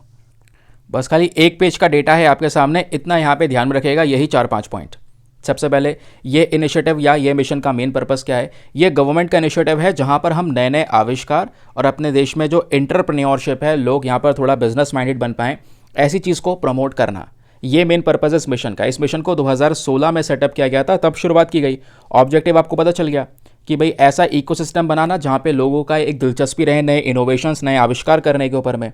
और इस पूरे मिशन को प्रमोट किया जाएगा स्कूल्स के अंदर में, यूनिवर्सिटीज़ में, रिसर्च इंस्टीट्यूशन में, या जो माइक्रो स्मॉल मीडियम एंटरप्राइजेस, छोटे छोटे बिजनेसेस हैं, इंडस्ट्री लेवल्स है, वहाँ पे प्रमोट करने की बात की गई। तो जितने भी यहाँ पर ये इनिशिएटिव्स आपको देखने को मिलेंगे अटल इनोवेशन मिशन के, इनको करेंटली यहाँ पर कौन इंप्लीमेंट करता है, नीति आयोग इंप्लीमेंट करता है। तीसरी बार मैं आपको बता रहा हूँ, ठीक है। इनके पास में मल्टीपल प्रोग्राम्स हैं जहाँ पर देश में इनोवेशन को सपोर्ट करने के ऊपर में बात की जाती है। इसी अटल इनोवेशन मिशन के वेरियस कंपोनेंट्स हैं, कई सारी छोटी छोटी बॉडीज़ बना रखी हैं, लैब बना रखे हैं जो इसको लेकर काम करते हैं, जैसे अटल टिंकरिंग लैब हो गया, अटल इंक्यूबेशन सेंटर हो गया, Atal new India challenges, mentor of change programme, Atal community innovation centre, Atal research innovation for small enterprises. इस प्रकार के जो वेरियस कंपोनेंट्स हैं इसी अटल इनोवेशन मिशन के हमारे सामने प्रेजेंट हैं, ठीक है। चलिए अगली न्यूज़ आर्टिकल पर आते हैं। अगली जो खबर है दोस्तों वो हमारे पेज नंबर 11 के ऊपर में प्रेजेंट है। रिसेंटली कहाँ पे, लद्दाख के अंदर जो हानले नाम की जगह है वहाँ पे मेस ऑब्जर्वेटरी ओपन की गई है। मेस अपने आप में यहाँ पर एक फुल फॉर्म को होल्ड करता है, ध्यान रखिए। मेस का फुल फॉर्म है मेजर एटमॉस्फेरिक शेरेनकोव एक्सपेरिमेंट। तो इस प्रकार का टेलीस्कोप यहाँ पे बनाया गया है। पूरे एशिया का दूसरा सबसे बड़ा टेलीस्कोप दोस्तों यहाँ पे तैयार किया है। एशिया का सबसे पहला, सबसे बड़े साइज का, पूरे वर्ल्ड का दूसरा इस प्रकार का टेलीस्कोप रेडी किया गया है, मैं अभी आपको बताऊंगा। तो लद्दाख के हानले वाले रीजन में ध्यान में रखेगा, उद्घाटन इसका बहुत पहले 4 अक्टूबर के ही कर लिया गया है।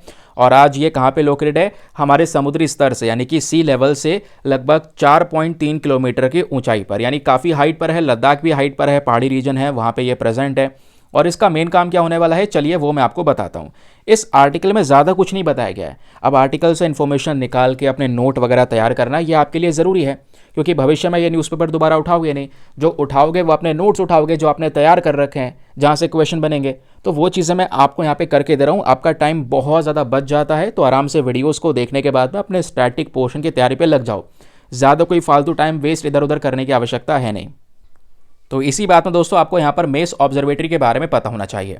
ध्यान रखिएगा, रिसेंटली यहाँ पर मेस ऑब्जर्वेटरी को ओपन किया गया है। किसने ओपन किया है, डिपार्टमेंट ऑफ एटॉमिक एनर्जी ने यहाँ पर इस ऑब्जर्वेटरी का उद्घाटन किया है, ठीक है। अब डिपार्टमेंट ऑफ एटॉमिक एनर्जी एक ऐसी बॉडी है, स्पेशली एटॉमिक एनर्जी के सेक्टर में ये वर्क करती है, एटॉमिक एनर्जी को लेकर रिसर्च एंड डेवलपमेंट करती है। उससे ज़्यादा इंपॉर्टेंट ये है हमारी मेस ऑब्जर्वेटरी। ये जो पीछे आप देख पा रहे हैं यही ऑब्जर्वेटरी है जो लद्दाख के हानले वाले रीजन में रिसेंटली बनाई गई है, तैयार की गई है, इसका उद्घाटन हुआ है। जैसा मैंने आपको बताया, ये ऑब्जर्वेटरी आज पूरे एशिया में सबसे बड़ी है, क्योंकि एशिया में भारत भी आता है। लेकिन जब बात आती है ऑल ओवर द वर्ल्ड की, तो पूरे दुनिया में ये दूसरी सबसे बड़ी ऑब्जर्वेटरी है। इससे बड़ी स्पेन, चिली में भी आपको नजर आएगी, ठीक है। तो यहाँ पे बात हो रही है इस मेस ऑब्जर्वेटरी, मैं यहाँ पे शॉर्ट फॉर्म में मेस ही बोल रहा हूँ, ध्यान में रखिएगा। ये कहाँ पे लोकेटेड है, ये इसका लोकेशन वगैरह आपको पता चल चुका है, लद्दाख के हानले। ऑब्जेक्टिव क्या है, इसका मेन ऑब्जेक्टिव है जो हमारे आसपास हाई एनर्जी गामा रेज हैं, गामा रेज को ऑब्जर्व करना, ठीक है। गामा रेज को ऑब्जर्व करने का एक मेन पर्पस है इस पूरे के पूरे ऑब्जर्वेटरी को लगाना, ताकि हम लोग, क्योंकि गामा रेज की जब बात होती है तो काफ़ी ज़्यादा एनर्जेटिक रेज ये मानी जाती हैं पूरे यूनिवर्स में, ठीक है। अब गामा रेज के बारे में पता चलेगा तो हम बहुत सारे फिनोमेना के बारे में जान सकेंगे, चाहे वो सुपरनोवा हो, चाहे वो अंतरिक्ष में हमारे ब्लैक होल्स क्यों ना प्रेजेंट हो, है ना। सुपरनोवा जब यहाँ पर एक जो सितारा है वो पूरी तरह से डाइंग स्टेज में होता है, बहुत ज़्यादा ब्लास्ट होता है, एनर्जी रिलीज करता है, तो इन सब चीज़ों का बहुत आराम से पता चल सकेगा, हमें ध्यान में रखिएगा। तो इन्हीं सब का पता लगाने के लिए, क्योंकि यहाँ पे गामा रेज का प्रॉपर कनेक्शन है और इन्हीं हाई एनर्जी रेज को ऑब्जर्व करने के लिए, अंडरस्टैंड करने के लिए हमने इस मेस ऑब्जर्वेटरी को ओपन किया है। समझ में आ गया? अब ध्यान में रखिएगा, ये जो ऑब्जर्वेटरी है दोस्तों, इसको हमने खुद से डेवलप किया है। स्पेशली हमारा एक सेंटर है जिसको बोलते हैं भाभा एटॉमिक रिसर्च सेंटर, और इस पर्टिकुलर सेंटर को सपोर्ट दिया इलेक्ट्रॉनिक कॉर्पोरेशन ऑफ इंडिया। तो भारत के ही सभी कॉर्पोरेशंस या भारत के ही सेंटर से, इस वजह से एक वर्ड यहाँ पे यूज़ किया है इंडिजीनियसली। हमने खुद से यहाँ पर इस पूरे ऑब्जर्वेटरी को रेडी किया। ठीक है, अब आगे की बात सुनिए। उसके बाद जब बात होती है गामा रेज के बारे में, तो ये बेसिक फैक्ट ध्यान में रखिएगा प्रीलिम्स के पर्सपेक्टिव से। गामा रेज छोटी वेवलेंथ वाली रेज आपको देखने को मिलेंगी, काफ़ी ज़्यादा एनर्जी इसके अंदर में यहाँ पर ये प्रेजेंट होती है। कहाँ से आती है? इसका सोर्स अगर आप देखेंगे तो चाहे वो न्यूट्रॉन स्टार हो गया, हमारे अंतरिक्ष में पल्सर हो गए, सुपरनोवा, जब एक सितारा विस्फोट होता है, एक्सप्लोजन्स होते हैं, है ना, या ब्लैक होल प्रेजेंट है, तो ब्लैक होल के आसपास के जो रीजन है वहाँ से गामा रेज आती हैं। उन्हीं को ऑब्जर्व करा जाएगा इस मेस ऑब्जर्वेटरी के माध्यम से। तो क्या पृथ्वी पे हम गामा रेज जनरेट नहीं करते? बिल्कुल जनरेट की जाती है। जब न्यूक्लियर एक्सप्लोजन होता है उससे गामा रेज जनरेट होती है, लाइटनिंग से जनरेट होती है। समझ रहे हैं? तो अर्थ पर भी ये सारे सोर्सेज है गामा रेज के। गामा रेज क्या है ये आपको क्लियर हो गया। नाउ क्वेश्चन पता है एक और आएगा कि सर ये ऑब्जर्वेटरी तो हम कहीं भी ओपन कर सकते थे, भारत में इतनी सारी जगह है, इतनी बड़ी टेरिटरी है हमारी, हमने लद्दाख को ही क्यों चूज़ किया? ये भी सवाल आपसे बन सकता है, आप सामने बैठे हो अगर इंटरव्यू में भी। तो आपको पता होना चाहिए, क्योंकि लद्दाख का हानले जो रीजन है ये चांगथांग वाले रीजन में प्रेजेंट है। ये साइट बिल्कुल सूखी सी है, एक कोल्ड डेजर्ट है, थोड़ा सा ठंडा है, पूरा सूखा रीजन है, ज़्यादा ह्यूमन पॉपुलेशन वहाँ पे प्रेजेंट नहीं है, तो ज़्यादा डिस्टर्बेंस वहाँ पे नहीं है। आसमान वगैरह बिल्कुल साफ़ है, आसमान में कोई बादल आपको नज़र नहीं आएगा क्योंकि काफ़ी ज़्यादा ऊंचाई पे है, तो एकदम क्लाउडलेस स्काई आता है। तो आराम से आप अपने पूरे कह सकते हैं बादलों को ऑब्जर्व कर सकते हैं ऊपर, मतलब जो हमारा स्काई है उसको ऑब्जर्व किया जा सकता है, यूनिवर्स को अच्छे से ऑब्जर्व कर सकते हैं, देख सकते हैं अपने टेलीस्कोप्स के माध्यम से। ठीक है, इसी वजह से 2022 में क्या होता है, हानले डार्क स्काई रिजर्व भी बनाया जाता है, ताकि लोग, अगर स्पेशली ऐसे लोग जिनको मतलब जो कोई मेन पर्पज़ है एस्ट्रोनॉट्स के सेक्शन में कुछ करना है उन्हें, या स्पेस से रिलेटेड दिलचस्पी है, तो उस सब चीज़ों की खोज के लिए या इंटरेस्टिंग तरीके से स्काईज़ को ऑब्जर्व करने के लिए उनके लिए हानले डार्क स्काई रिजर्व बनाया गया, ताकि वो जाके घूम सकें और यूनिवर्स को ऑब्जर्व कर सकें टेलीस्कोप के माध्यम से। समझ रहे हैं? तो इसलिए हानले यहाँ पे चुना गया है फॉर दी मेस ऑब्जर्वेटरी। चलिए आगे आते हैं। तो अगले न्यूज़ आर्टिकल में दोस्तों डिस्कशन किया जा रहा है गेलीफू स्मार्ट सिटी प्रोजेक्ट के बारे में, जिसके बारे में स्टार्टिंग में मैंने आप लोगों को बताया, समझाया। चलिए समझते हैं क्या हुआ। पीएम मोदी ने रिसेंटली पहला इंटरनेशनल ग्लोबल कोऑपरेटिव कॉन्फ्रेंस जो था दिल्ली के अंदर में, इसका उद्घाटन किया, जहाँ पे बहुत सारे लोग दुनिया भर से आए थे, प्रेजेंट थे, जहाँ पे डिस्कशन हुआ स्पेशली कोऑपरेटिव्स को लेकर। कोऑपरेटिव सोसाइटीज़ पता है ना क्या होती है, जहाँ पे लोग मिलकर एक कह सकते हैं कि एक बिज़नेस की तरह जो चीज़ें वो डेवलप करते हैं। फॉर एग्जांपल अमूल का सबसे बड़ा एग्जांपल ले सकते हैं।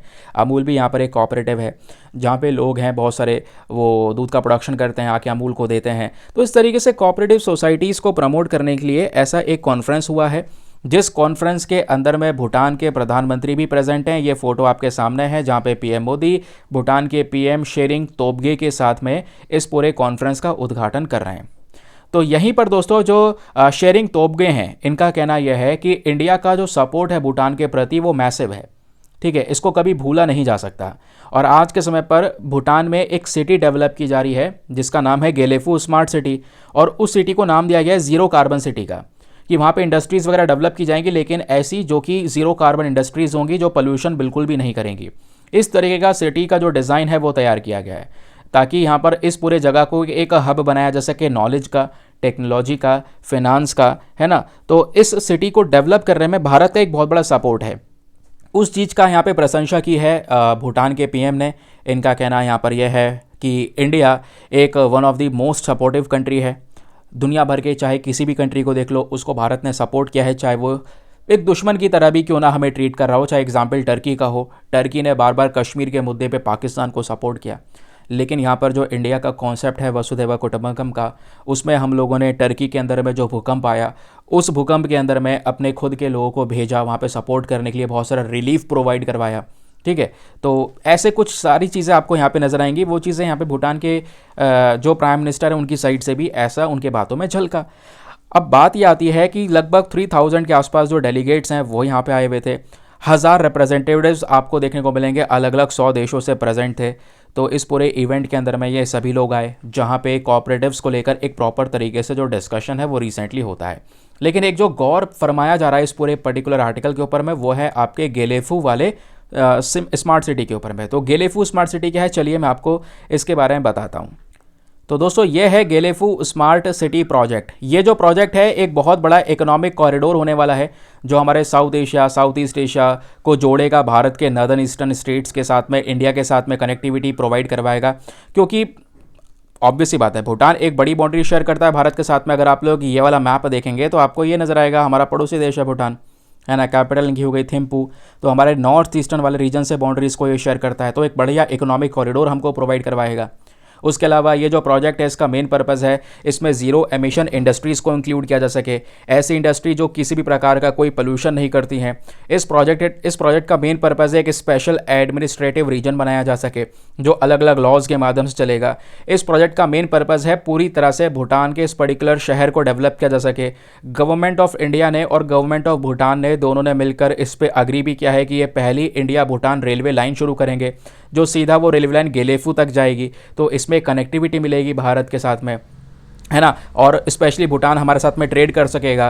ट्रेडिंग के important points north eastern region होंगे, असम होगा, वेस्ट बंगाल होगा, और भी दूसरे नॉर्थ ईस्टर्न स्टेट्स होंगे, जहाँ पे नॉर्थ ईस्टर्न स्टेट्स तक डेवलपमेंट जा सकेगा। ये बहुत ही ज़्यादा ज़रूरी है, समझ रहे हैं। तो ये बात है यहाँ पर इस पर्टिकुलर प्रोजेक्ट की। दूसरी तरफ भूटान की लोकेशन देखेंगे तो इंडिया और तिब्बत के बीच में आपको ये भूटान देखने को मिलेगा। ठीक है, ये भूटान है, इसके ऊपर ये तिब्बत है। ऑब्वियस सी बात है, तिब्बत ही है जिसको चाइना ने कैप्चर किया हुआ है, चाइना ने कब्जाया हुआ है। तो इनके बीच में यहाँ पर ये भूटान प्रेजेंट है। लैंडलॉक कंट्री है, थिम्पू उनकी कैपिटल है। अगर आप देखेंगे तो भूटान एक डेमोक्रेटिक कंट्री बनता है साल 2008 में, है ना। साल 2008 के बाद से क्या होता है, भूटान के अंदर में प्रॉपर डेमोक्रेटिक इलेक्शंस हुए। इलेक्शंस के बाद में यहाँ पे जो भूटान के राजा, किंग ऑफ भूटान है, वही यहाँ के हेड ऑफ स्टेट होते हैं। भूटान के अंदर में कुछ इंपॉर्टेंट नदियाँ बहती हैं, खासकर वेस्ट से लेकर ईस्ट तक। अगर हम लोग इसी पर्टिकुलर मैप को देखें और इसको थोड़ा सा जूम कर लें तो कुछ नदियाँ हैं दोस्तों जो कि इस तरीके से फ़्लो करती हैं भूटान में, ठीक है, ऐसे फ़्लो करती हैं। तो उन्हीं की नदियों के यहाँ पे नाम दिए गए हैं, जिसमें मेन रिवर में आप देख पाएंगे जो वेस्ट टू ईस्ट बहने वाली टोरजो नदी देखने को मिल जाएगी, वोंग है, संकोश नदी आपको नज़र आएगी, समझ रहे हैं। फिर मानस नदी भी है, ठीक है, एक मानस नदी बहुत ही ज़्यादा लंबी नदी आपको देखने को मिलेगी, जो भूटान और इंडिया के बॉर्डर वाले पर्टिकुलर रीजन पर प्रेजेंट है, समझ गए। चलिए आगे आते हैं ना। चलिए दोस्तों आते हैं आज के एडिटोरियल डिस्कशन पे। आज का हमारा जो पहला एडिटोरियल है ये भी हमारे कॉन्स्टिट्यूशन डे से रिलेटेड ही है, जैसे थीम आपको यहाँ पर बगल में दिखाई पड़ रहा होगा, ठीक है। और इसके नीचे वाला जो एडिटोरियल आपको देखने को मिलेगा ये भी हमारा कॉन्स्टिट्यूशन डे से रिलेटेड है, थीम आपको सिमिलर जगह पर नज़र आ रहा है। लेकिन यहाँ पे बहुत सारी ऐसी पॉलिटिक्स भी है, बट मैं क्या करूँगा, दोनों आर्टिकल्स को कंबाइन करके आपको बिल्कुल एग्जाम के लिए डेटा प्रिपेयर करके देने वाला हूँ। कॉन्स्टिट्यूशन के बारे में बेसिक फैक्ट्स आज हम लोग कवर करेंगे। संविधान के बारे में आप जानते हैं, संविधान का सेलिएंट फीचर बहुत ज़रूरी है, बहुत इंपॉर्टेंट चैप्टर है आपका। हम लोग फंडामेंटल राइट्स के बारे में बात करते हैं, हम लोग डीपीएसपीस के बारे में बात करते हैं, फंडामेंटल ड्यूटीज़ के बारे में बात करते हैं। चलिए कहाँ कहाँ पर क्या क्या डिफाइन है, बहुत ही ज़्यादा सरल शब्दों में कॉन्स्टिट्यूशन के बारे में, जिसको कुछ अभी के समय पर नहीं पता है, जो एज अ बिगनर शुरू कर रहा है, बहुत कुछ आज आपको जानने को मिलने वाला है। हम ये सब क्यों डिस्कस कर रहे हैं, उसके पीछे का रीज़न यह है क्योंकि हर साल 26 नवंबर 26 नवंबर को कॉन्स्टिट्यूशन डे को सेलिब्रेट किया जाता है। कॉन्स्टिट्यूशन डे को हम लोग नेशनल लॉ डे के नाम से भी जानते हैं। इस पर्टिकुलर डे पे होता क्या है, मतलब क्यों हमने 26 नवंबर ही चुना, क्योंकि आज से लगभग कुछ साल पहले, लगभग 1949 में एक्जैक्टली डेट है, 1949 को कॉन्स्टिट्यूएंट असेंबली जो है, भारत की जो कॉन्स्टिट्यूंट असेंबली बनाई गई थी, उन्होंने फॉर्मल तरीके से हमारे भारतीय संविधान को एडॉप्ट कर लिया कि हाँ ये अब हमारे देश का संविधान होगा, देश इसके हिसाब से चलेगा। तो इस संविधान को एज अ फॉर्मली अडॉप्ट किया गया था 1949 में, ठीक है। और कब अडॉप्ट किया गया था, 26 नवंबर को। लेकिन उसके ऊपर में साइन करके ऑफिशियल डॉक्यूमेंट उसको 26 जनवरी 1950 में इस तरीके से ऑफिशियल वे में शुरू किया गया, वर्किंग में आ गया था। लेकिन एडॉप्शन जो हुआ फॉर्मल तरीके से वो 1949 26 नवंबर को हुआ, शुरुआत यहीं से हुई। इस वजह से 26 नवंबर को हर साल हम as a constitution day celebrate करते हैं, ध्यान में रखिएगा। और ministry of social justice and empowerment, ये जो पर्टिकुलर बॉडी है, इन्होंने 19 नवंबर 2015 में नोटिफाई किया था गवर्नमेंट का डिसीजन कि हाँ अब से हम, यानी कि ऐसा नहीं है हम शुरू से ही ये संविधान दिवस सेलिब्रेट कर रहे हैं, हमने 2015 के बाद से ही 26 नवंबर को हर साल as a constitution day celebrate करना शुरू किया। अब ऐसा आपको देखने को मिलेगा कि संविधान जैसे हम लोग देखते हैं, थोड़ी कॉम्प्लेक्स लैंग्वेज है वहाँ पे, जिसको लेकर एक क्रिटिसिज्म भी होता है, बट हमारा कॉन्स्टिट्यूशन दुनिया भर के अलग अलग कॉन्स्टिट्यूशन से काफ़ी अलग है। हर देश में कॉन्स्टिट्यूशन होता है, जहाँ पे लोगों के अधिकारों की बात की जाती है, वो देश उन कॉन्स्टिट्यूशन के हिसाब से चलता है, उसको बनाने में बहुत ज़्यादा प्रोसेस लगता है। तो इंडिया का जो कॉन्स्टिट्यूशन बना उसका फ्रेमिंग कैसे हुआ ये सुनिए। लेकिन पहले मैं आपको ये बता दूं कि ये कॉन्स्टिट्यूशन बनाने के लिए, संविधान बनाने के लिए कुछ लोगों की आवश्यकता पड़ेगी, और कुछ लोगों की आवश्यकता जब पड़ी तो उसको हमने एक पूरी असेंबली का रूप दिया। तो एक कॉन्स्टिट्यूएंट असेंबली बनाई गई, वही असेंबली के अंदर जो मेंबर्स प्रेजेंट थे उन्होंने भारत का संविधान तैयार किया। लेकिन सवाल यह है कि सर ये जो असेंबली का आइडिया है, जो इसकी जड़ है, वो आइडिया कहाँ से आता है? ये था समय 1934 का, जब एम.एन. रॉय साहब ने सबसे पहली बार कॉन्स्टिट्यूएंट असेंबली का जो आइडिया है वो हमारे सामने रखा। फिर जो कैबिनेट मिशन प्लान था 1946 का, इसके अंडर में जो इलेक्शंस है वो किए गए कि भाई हाँ चलो कॉन्स्टिट्यूएंट असेंबली बनाएंगे। तो कॉन्स्टिट्यूएंट ऑफ इंडिया जो हमारा भारतीय संविधान है वो इसी पर्टिकुलर असेंबली ने तैयार किया था।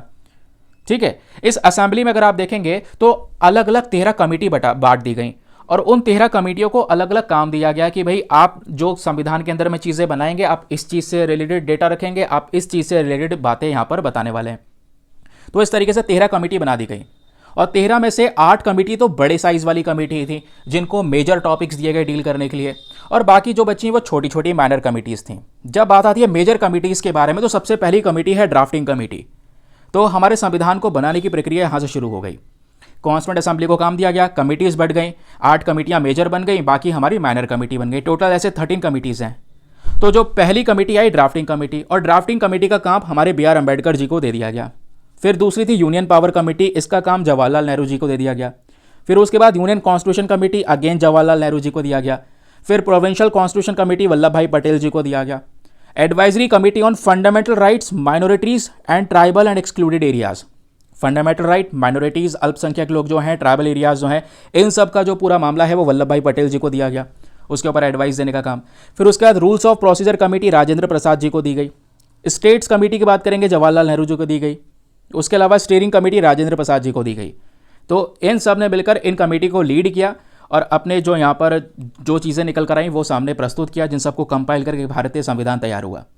भारतीय संविधान के बारे में कुछ बेसिक चीज़ें बताई जाती हैं, जैसे आज दुनिया में बहुत सारे देशों के कॉन्स्टिट्यूशन है, लेकिन दुनिया में सबसे ज़्यादा लेंथी कॉन्स्टिट्यूशन, सबसे लंबा संविधान इंडिया का है, क्योंकि हमारा देश ही बहुत ज़्यादा डाइवर्स है। इतने सारे लोग हैं, इतने सारे कल्चर्स हैं, इतने सारे रिलीजन एक साथ रह रहे हैं, वही सेक्युलरिज्म की खूबसूरती होती है। तो दोस्तों यहाँ पे दुनिया का एक लेंथीएस्ट कॉन्स्टिट्यूशन है इंडिया का। उसके अलावा हमारे पास में फेडरल सिस्टम भी है और यूनिटरी फीचर्स के साथ में भी है ना। काफ़ी सारी चीज़ें हमने इधर उधर से ली हैं, दुनिया भर के अलग अलग संविधान से इंस्पायर होके वहाँ से बहुत सारे एस्पेक्ट अपने संविधान में हमने ऐड किए हैं, उसके बाद जाके अपना संविधान तैयार किया है। जैसे फेडरल सिस्टम की बात होती है, तो फेडरल सिस्टम अगर आप देखेंगे, हम बात करते हैं संघवाद के ढांचे के बारे में, यानी कि हमारी सेंट्रल गवर्नमेंट, केंद्र सरकार को अलग से पावर्स दे दी गई हैं, स्टेट गवर्नमेंट के पास में भी अपनी खुद की पावर्स हैं, अलग अलग सेपरेट पावर्स इनको दी गई हैं, लेकिन उसके बावजूद भी साथ में मिलकर इनको वर्क करना है। यही है federal system with unitary features. फिर हमारे पास में पार्लियामेंट्री फॉर्म ऑफ गवर्नमेंट है, हमारे पास में एक पार्लियामेंट है, बाई कैमरलिज्म को फॉलो करते हैं। हमारे पास में लोकसभा, लोअर हाउस और अपर हाउस राज्यसभा है, मेंबर ऑफ पार्लियामेंट है, एमपीज हैं, तो इसी को बोलते हैं पार्लियामेंट्री फॉर्म ऑफ गवर्नमेंट। संविधान को बनने में पता है कितना समय लगा? इस पूरे कॉन्स्टिट्यूशन के फ्रेमिंग में लगभग 2 साल 11 महीने 18 दिन लग गए। ठीक है, आज भी अगर आप देखेंगे तो आप सोच रहे होंगे कि लिखा कैसे क्या होगा संविधान, इन सब लोगों ने मिलकर क्या किसी चीज़ से टाइप वाइप किया होगा? नहीं, ये दोस्तों सीधा सीधा ना ही कोई टाइप था, ना ही कोई प्रिंटेड था, हाथ से लिखा गया है। और हाथ से लिखी हुई कॉपी भी आज भी प्रेजेंट है, जो हीलियम से भरे हुए केस के अंदर में प्रेजेंट है, प्रोटेक्शन के फॉर्म में। जो हमारी पार्लियामेंट की लाइब्रेरी है, वहां पे हाथ से लिखा हुआ संविधान आज भी प्रेजेंट है। लेकिन सवाल यह है कि इसको लिखा किसने था? तो प्रेम बिहारी नारायण रायजादा, इन्होंने दोस्तों जो यूनिक कॉपीज़ हैं स्ट्रक्चर ऑफ इंडिया की, वो लिखी हैं। ओरिजिनली जो हमारा भारतीय संविधान है वो इंग्लिश और हिंदी, इन्हीं 2 भाषाओं में लिखा गया था। वेरी वेरी इंपॉर्टेंट, ध्यान में रखिएगा। फिर उसके बाद धीरे धीरे करके इसमें बहुत सारे चेंजेस भी आने लगे। For example, basic structure of Indian constitution की बात करेंगे तो वो गवर्नमेंट ऑफ इंडिया एक्ट 1935 के ऊपर में बेस्ड है। तो हमने जो अपना संविधान बनाया बहुत सारी जगह से इंस्पायर होकर बनाया, दुनिया भर के कॉन्स्टिट्यूशंस को देखा, यहाँ से ये ले लिया, यहाँ से ये ले लिया, फंडामेंटल राइट्स का कॉन्सेप्ट यहाँ से लिया, फंडामेंटल ड्यूटीज़ यहाँ से लिया, डीपीएसपी यहाँ से लिया, अभी बताऊंगा। लेकिन मेन चीज़ क्या है, गवर्नमेंट ऑफ इंडिया एक्ट 1935, हमारा संविधान आधे से ज़्यादा उसकी कॉपी है। गवर्नमेंट ऑफ इंडिया एक्ट 1935 से ही मैक्सिमम चीज़ें हम लोगों ने ली हैं, समझ गए। अब नंबर ऑफ कंट्रीज से हमने बहुत सारी चीज़ें ली हैं, जैसे मैंने आपको इसके बारे में बता दिया है। तो किस किस से क्या क्या लिया गया है, ज़रा इस बात को सुनिएगा दोस्तों।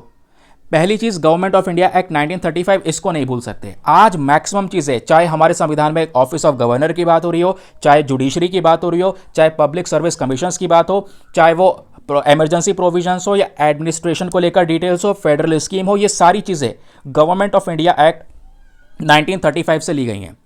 दूसरा, ब्रिटिश कॉन्स्टिट्यूशन, ब्रिटिशर्स का जो संविधान था वहाँ से हमने पार्लियामेंट्री सिस्टम ले लिया, rule of law, legislative procedure, single citizenship, cabinet system, parliamentary privileges, bicameralism, ये सब हमने ब्रिटिश संविधान से लिया। फिर अमेरिका का जो कॉन्स्टिट्यूशन है वो भी चुना। यूएसए से हमने फंडामेंटल राइट्स लिए, independence of judiciary, judicial review, president का इम्पीचमेंट रिमूव करने के लिए, सुप्रीम कोर्ट के, हाई कोर्ट के जजेस को रिमूवल, है ना, वाइस प्रेसिडेंट की पोस्ट, ये अमेरिका के संविधान से फीचर लिए गए।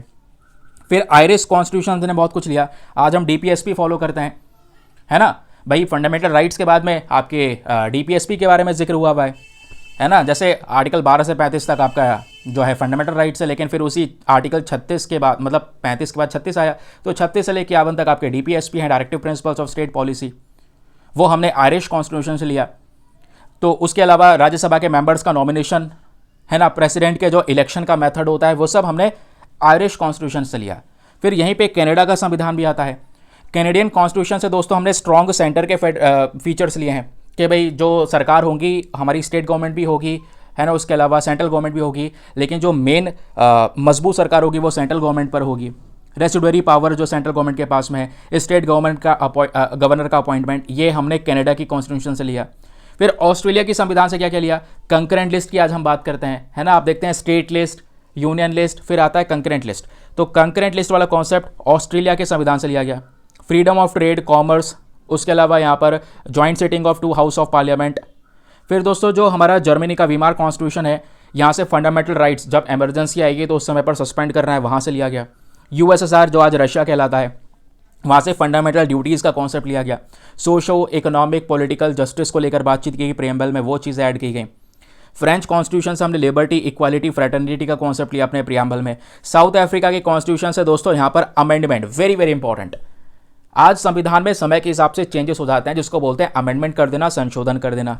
मैं आप लोगों से सवाल पूछना चाहूँगा, अभी तक हमारे संविधान में कितने संशोधन हो चुके हैं, कितने अमेंडमेंट्स हो चुके हैं, और जो लास्ट अमेंडमेंट है वो कौन सा था, ज़रा बताओ नीचे कमेंट सेक्शन में।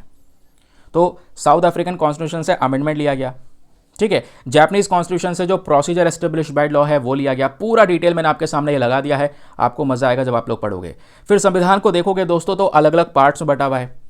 आज इंडियन कॉन्स्टिट्यूशन के अलग अलग पार्ट्स आपको देखने को मिलेंगे। पार्ट 1 जो है आर्टिकल 1 और 4, 1 से लेकर 4 तक डील करता है, हमारे यूनियन एंड इट्स टेरिटरी की बात करता है। बाकी जो पार्ट 2 है वो आर्टिकल 5 से लेकर 11 के बीच में है, ठीक है, जो नागरिकता की बात करता है। फिर पार्ट नंबर 3 में आर्टिकल 12 से 35 तक फंडामेंटल राइट डिस्कस किए गए। फिर पार्ट नंबर 4 में आर्टिकल 36 से 51 डीपीएसपी डिस्कस किया गया है। फिर आर्टिकल 4A की अगर हम बात करेंगे तो यहाँ पर पार्ट नंबर 4A की बात करेंगे तो यहाँ पे आर्टिकल 51A एक ही आर्टिकल है, इसमें सभी आपकी 11 की 11 फंडामेंटल ड्यूटीज़ मेंशन की गई हैं।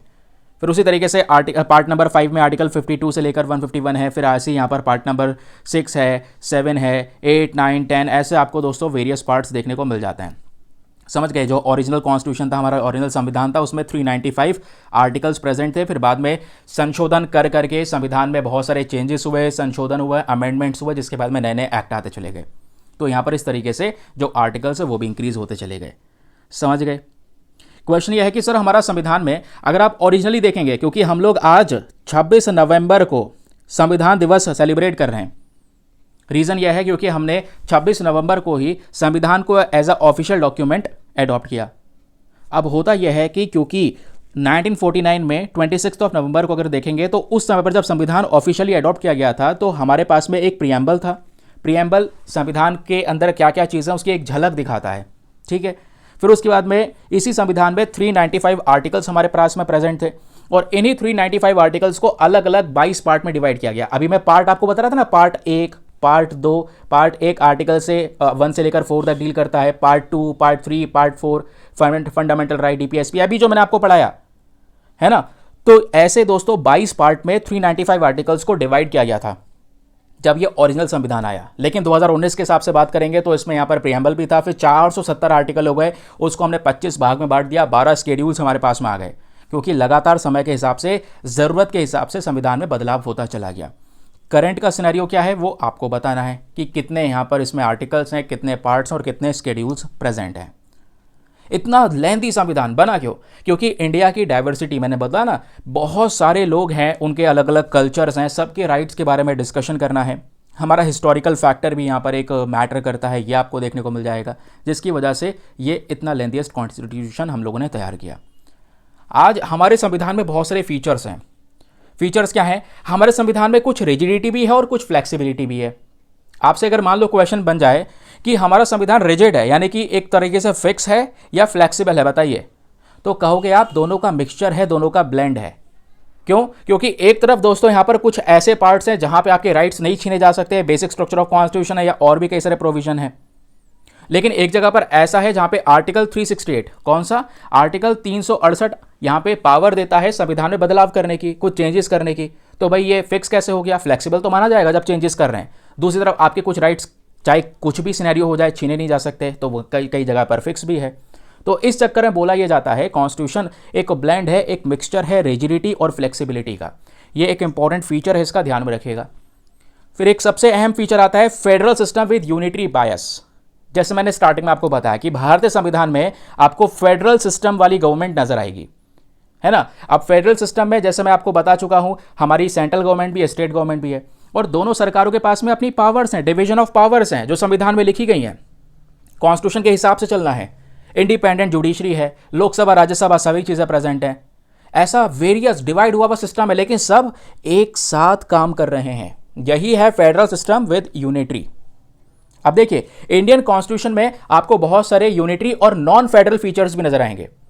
जैसे अब जब नॉन फेडरल में बात कर रहे हैं, यानी कि एक तरफ ना हमारा जो हम कई बार बोलते हैं संविधान जो हमारा क्वासी फेडरल है।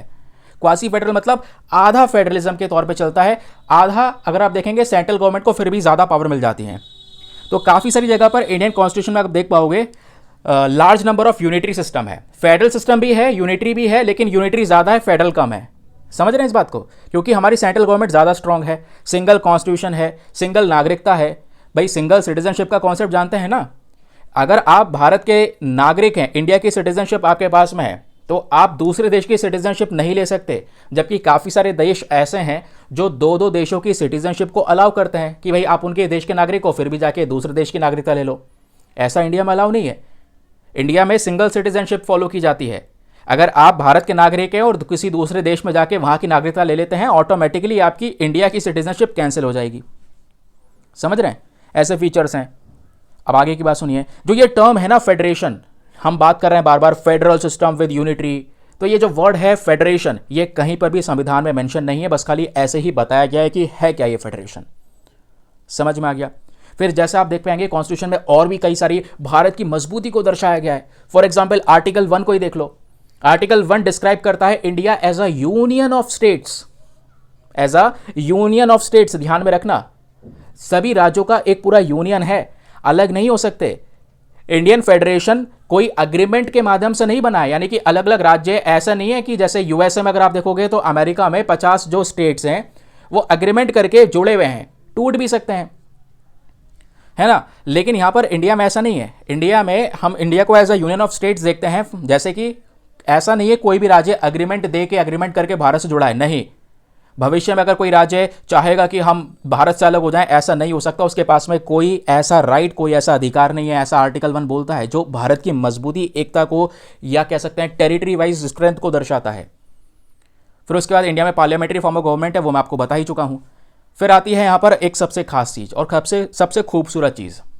सभी के पास में ऐसा नहीं है कि किसी एक को सारी पावर दे दी गई हो, नहीं। आज हम देखते हैं कॉन्स्टिट्यूशन के मेन पिलर्स को। हम बात करते हैं लेजिस्लेटिव के बारे में, जो लॉज को बना रहा है, कानून को बना रहा है। एग्जीक्यूटिव जो उसको इंप्लीमेंट कर रहा है। फिर जुडिशरी जो उसके ऊपर चेक करने के लिए बैठी है, कुछ गलत तो नहीं हो रहा है ना? कोई यहाँ पर गवर्नमेंट अपने हिसाब से तो नहीं चल रही है, जो मर्जी है वो तो नहीं कर रही है, लोगों के खिलाफ तो नहीं जा रही है, लोगों के राइट्स का प्रोटेक्शन ध्यान दे रही है नहीं दे रही है। अगर कहीं पर मान लो गवर्नमेंट ही ऐसी है कि जो फंडामेंटल राइट्स है उनका वॉयलेशन कर रही है, कोर्ट बैठा है यहाँ पे, जुडिशरी बैठी है। क्यों? क्योंकि जुडिशरी दोस्तों इंडिपेंडेंट है। जुडिशरी इंडिपेंडेंट है, किसी के साथ में कोई इसका कनेक्शन नहीं है, वो इंडिपेंडेंटली वर्क करेंगे।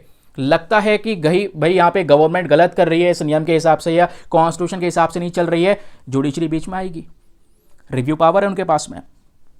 समझ गए? तो ये भी एक बहुत ज़्यादा खूबसूरती है जहाँ पे किसी को एक पावर नहीं दी गई। फिर बात आती है दोस्तों हमारे फंडामेंटल राइट्स के बारे में। कॉन्स्टिट्यूशन के अंदर में जो पार्ट नंबर 3 है वहाँ पे आपके फंडामेंटल राइट्स को डिफाइन करा गया है। ठीक है, जैसे अगर हम देखेंगे तो जैसे आर्टिकल 12 से 35 तक फंडामेंटल राइट है, तो उन सबको डिटेल से डिफाइन किया गया है। अगर आप टू बी प्रिसाइज देखोगे तो वो 6 फंडामेंटल राइट्स हैं। राइट टू इक्वालिटी, अब राइट टू इक्वालिटी को ही आर्टिकल 14 से लेकर 18 तक डिफाइन किया गया है। राइट टू फ्रीडम को 19 से लेकर 22 तक।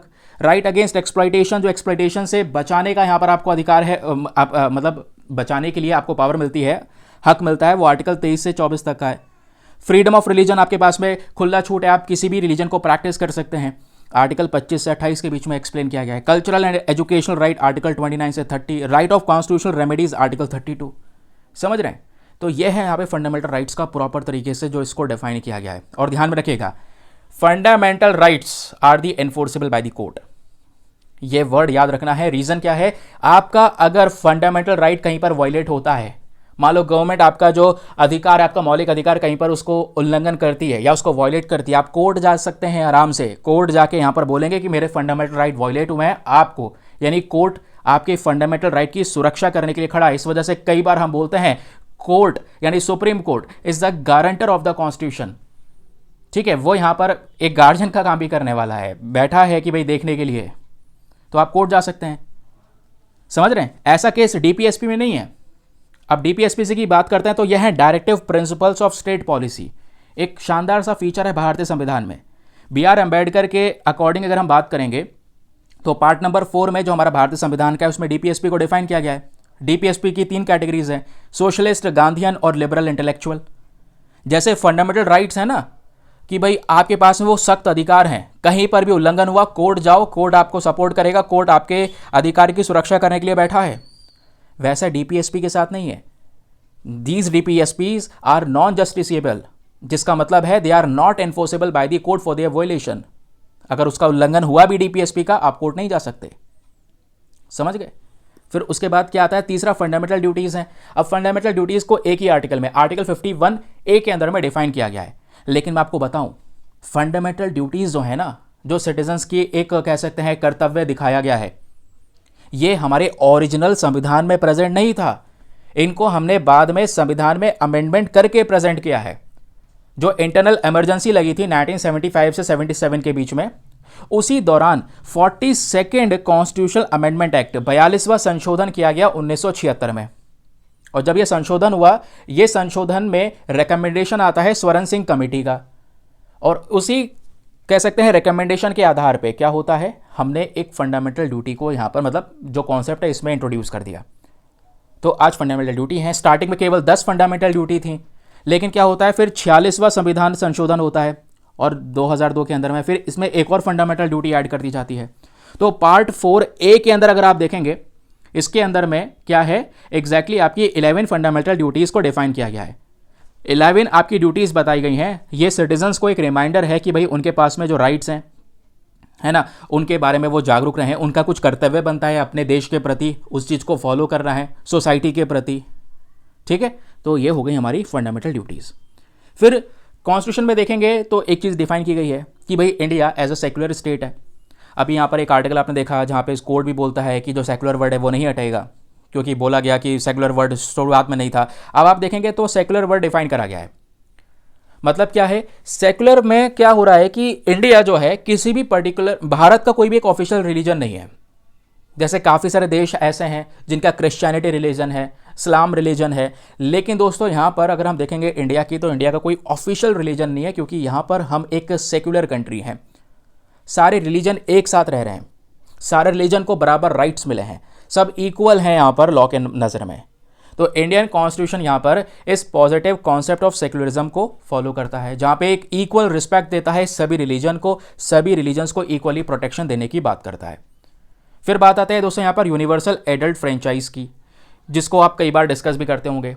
अब भारतीय संविधान में ये जो पर्टिकुलर कॉन्सेप्ट था यूनिवर्सल एडल्ट फ्रेंचाइज का, ये अडॉप्ट किया गया। ये था बेसिकली यहाँ पर इलेक्शंस के लिए, ठीक है भाई। इलेक्शंस जब होंगे लोकसभा के या स्टेट लेजिस्लेटिव असेंबली के, तो लोग वोट देंगे। तो वोट कैसे देंगे, उनको डिफाइन किया गया इस यूनिवर्सल एडल्ट फ्रेंचाइज के अंदर में। और स्टार्टिंग में आपको पता है कि वोट देने की उम्र जो थी वो 21 साल थी। जब तक आप 21 के नहीं होगे तब तक आप वोट नहीं दे सकते। आज 18 है, समझ गए। तो आज अगर आप देख पाएंगे आप 18 के हैं, 18 से कम है तो वोट नहीं दे सकते, लेकिन 18 साल के हो गए हैं या 18 से ऊपर हैं तो आपके पास में हक है वोट देने का। आपके पास में हक है पूरा, इसको लेकर कोई भेदभाव नहीं कर सकता। कोई caste, race, religion, sex, literacy, wealth या किसी चीज़ को लेकर कोई डिस्क्रिमिनेशन आपके साथ में नहीं होगा। आपके पास में राइट है वो वोट देने का। और जो ये वोटिंग एज है ये 18 कब की गई थी, ये 1989 में की गई थी, नहीं तो पहले इससे 21 साल हुआ करता था। तो क्या हुआ, 1989 में एक अगेन फिर से संशोधन हुआ। मैंने बोला ना समय के हिसाब से संविधान में बदलाव होते चले गए, अमेंडमेंट्स। तो ये था 61st कॉन्स्टिट्यूशन अमेंडमेंट एक्ट 1988। इसके माध्यम से क्या हुआ, जो उम्र थी 21 साल वो कम करके 18 कर दी गई। समझ गए। तो आज भी हम उसी चीज़ को फॉलो करते हैं। फिर भारत में सिंगल सिटीजनशिप फॉलो की जाती है। बता ही चुका हूं सिंगल सिटीजनशिप क्या है भाई। एक ही, अगर इंडिया की नागरिकता लेना चाहते हैं तो आपके पास में एक ही नागरिकता रहेगी, आप दूसरे देश की नागरिकता नहीं ले सकते। फिर सबसे अच्छी चीज़ क्या है, हमारा कॉन्स्टिट्यूशन बहुत सारी इंडिपेंडेंट बॉडीज के बारे में बात करता है, उसको बनाया। भाई इंडिपेंडेंट बॉडीज एक ऐसी बॉडी जहां पे किसी का कोई दबाव नहीं रहेगा, वो इंडिपेंडेंटली वर्क करेंगी। और आज हमारे गवर्नमेंट सिस्टम को प्रोटेक्शन देने के लिए ये इंडिपेंडेंट बॉडीज बहुत महत्वपूर्ण है। फॉर एग्जाम्पल इलेक्शन कौन करवाएगा, भाई ये भी तो डिसाइड करना है इलेक्शन कौन करवाएगा। तो उसके लिए इलेक्शन कमीशन ऑफ इंडिया बनाया गया, जो एक इंडिपेंडेंट बॉडी है। ऐसा थोड़ी है गवर्नमेंट इलेक्शन करवाएगी। अगर गवर्नमेंट खुद इलेक्शन करवाएगी तो खुद से वो सरकार कभी बदलेगी नहीं। समझ रहे हैं ना इस चीज़ को। तो फ्री एंड फेयर इलेक्शन हो सके इसके लिए यहाँ पर election commission of India as a independent body बनाई गई। फिर ऐसी सीएजी बनाया गया, comptroller and auditor general of India, जिनका मेन काम है केंद्र सरकार और राज्य सरकार जो खर्चे कर रहे हैं, एक्सपेंडिचर्स हो रहे हैं, कैसे करे जा रहे हैं, ये भी तो उसके ऊपर कोई चेक तो होना चाहिए। ऐसे तो यहाँ पर रेवेन्यू कमाएंगे, जो पैसा होगा टैक्स पेयर्स का कहीं भी खर्च कर दिया जाएगा। तो वो चेक लगाने के लिए बैठा है यहाँ पर सीएजी। फिर यूपीएससी आप देख पाएंगे, यूनियन पब्लिक सर्विस कमीशन। आज एग्जामिनेशन कंडक्ट किए जाते हैं ऑल इंडिया सर्विसेज के आधार पे। तो यहाँ पे दोस्तों उसके लिए यूपीएससी बॉडी है। स्टेट के लिए यहाँ पर आपका जो पीसीएस एग्जामिनेशंस होते हैं उसके लिए स्टेट पीएससी आपको देखने को मिलेगा। ये सब इंडिपेंडेंट बॉडीज़ आपको नजर आएंगी। फिर भारत में यहीं पे कुछ इमरजेंसी प्रोविजंस भी दिए गए इसी संविधान के माध्यम से। अब इंडिया के अंदर में जो भारतीय संविधान है वो इमरजेंसी प्रोविजन को डिफाइन करता है। प्रोविजंस क्या है, इमरजेंसी आप समझ रहे हैं आपातकालीन, कोई ऐसी स्थिति जहाँ पे अब नेशनल सिक्योरिटी की बात आ गई तो उस समय पर इमरजेंसी लगा दी जाती है देश को प्रोटेक्ट करने के लिए। तो संविधान में 3 प्रकार के इमरजेंसीज को डिफाइन किया गया है, आर्टिकल 352 में, आर्टिकल 356 में और आर्टिकल 360 में। आर्टिकल 352 बात करता है नेशनल इमरजेंसी की, जब देश में पूरे नेशनल इमरजेंसी लगाने की। कहने का मतलब मान लो हमारी किसी के साथ में वॉर हो गई है ना, कोई युद्ध हो गया, जैसे चाइना के साथ में युद्ध हुआ, पाकिस्तान के साथ में युद्ध हुआ, तब देश में नेशनल इमरजेंसी लगाई गई। तो उस समय पर नेशनल इमरजेंसी लगाई जाती है वॉर वाले सिनेरियो में। फिर एक होती है स्टेट इमरजेंसी, जिसको बोलते हैं प्रेसिडेंशियल रूल। राष्ट्रपति का शासन कई सारे राज्यों में लग चुका है ना, तो उसको बोलते हैं प्रेसिडेंट रूल। फिर होता है तीसरा, मतलब कोई ऐसा लग रहा है कि स्टेट संविधान के हिसाब से नहीं चल रहा है, स्टेट के गवर्नर ने ये बोल दिया, प्रेसिडेंट को लेटर लिख दिया कि भाई यहाँ पे संविधान के हिसाब से कुछ नहीं चल रहा है, आप चेक कर लो।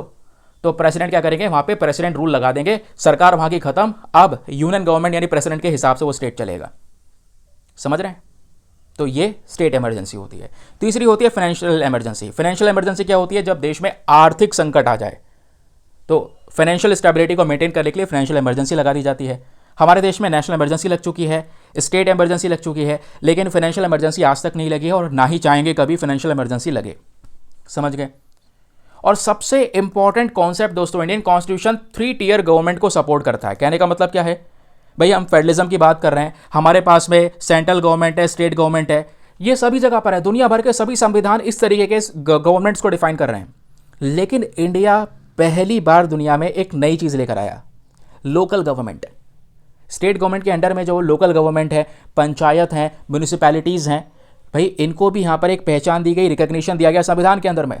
तो ओरिजिनल तो ये प्रेजेंट नहीं थे, लेकिन और ओरिजिनली देखोगे तो इंडियन कॉन्स्टिट्यूशन ने केवल सेंट्रल गवर्नमेंट और स्टेट गवर्नमेंट की बात की थी, लेकिन जैसे मैंने बोला समय के हिसाब से, ज़रूरत के हिसाब से संविधान में बदलाव हो सकता है। तो हुआ एक्चुअली में क्या, 1992 में 73rd and 74th constitutional amendment act आया, 73वां और 74वां संशोधन किया गया, जिसके माध्यम से 3 टियर गवर्नमेंट यहाँ पर तैयार हो गई। जैसे 73rd गवर्नमेंट अमेंडमेंट जो एक्ट था, इसने क्या किया, पंचायत जो हमारे गांव के अंदर में rural local bodies, rural local government है, पंचायत को ऐड कर दिया संविधान में। संविधान में कहाँ पे ऐड किया, शेड्यूल 1 के अंदर में, पार्ट 9 में ऐड कर दिया। फिर उसी तरीके से 274वां अमेंडमेंट हुआ, इन्होंने म्यूनिसिपैलिटीज़ को पहचान दे दी, म्यूनिसिपैलिटीज़ को ऐड कर दिया शेड्यूल 12 के अंदर में, पार्ट 9A के अंदर में। समझ रहे हैं, तो इनको भी यहाँ पर एक पहचान मिल गई। अब गवर्नमेंट सेंटर स्टेट तक सीमित नहीं रह गई, अब यहाँ पे लोकल गवर्नमेंट का इन्वॉल्वमेंट भी हो गया, पंचायत म्यूनिसिपैलिटीज़ भी यहाँ पर आ गई। पंचायत गाँव वाले क्षेत्र के लिए, म्यूनिसिपैलिटी शहर वाले क्षेत्रों के लिए, जो लोकल गवर्नमेंट्स हैं उनकी बात कर रहे हैं। फिर ऐसे अमेंडमेंट्स होते चले गए, हम कोऑपरेटिव सोसाइटीज़ को भी हम लोगों ने पहचान दे दी, और इस तरीके से दोस्तों हमारा जो संविधान है वो आज के समय पर परफॉर्म करता चला गया। अब इसमें बहुत सारी चीज़ें, अब ऐसा थोड़ी मैं पूरा पॉलिटी आज ही पढ़ा दूंगा, जो मेन चीज़ें हैं वो मैंने आपकी स्टार्टिंग की ख़त्म कर दी हैं। अब उसके बाद यहाँ पर आप देख पाएंगे पार्लियामेंट में वोटिंग पावर, पार्लियामेंट्री सिस्टम कैसे वर्क करता है, Rajya Sabha, Lok Sabha, supreme court of India, वो सब सेपरेटली आप लोग पढ़ोगे। समझ गए, मेन जो कॉन्टेक्स्ट है स्टार्टिंग में शुरू करोगे तो एक आइडिया आपको मिल चुका है, जिन्होंने पढ़ा रखा उनका रिवीजन हो चुका है, तो वो सब चीज़ें यहाँ पर डिफाइन की गई। आज मौका मिला कि 2 एडिटोरियल पब्लिश हुए, कॉन्स्टिट्यूशन डे के बारे में बात हो रही, तो संविधान के बारे में बहुत सारी चीज़ें बताई जाए, इंडियन पॉलिटी के बारे में बताया जाए, संविधान क्या बताता है भारत के बारे में वो एक्सप्लेन किया जाए आपको। आई होप आपको मजा आया होगा, बहुत सारी चीज़ें क्लियर हुई होंगी। आज के सेशन को यहीं पर हम करते हैं समाप्त, मिलेंगे आप लोगों से नेक्स्ट वीडियो में। आज के लिए bye bye, have a nice day, thank you and जय हिंद।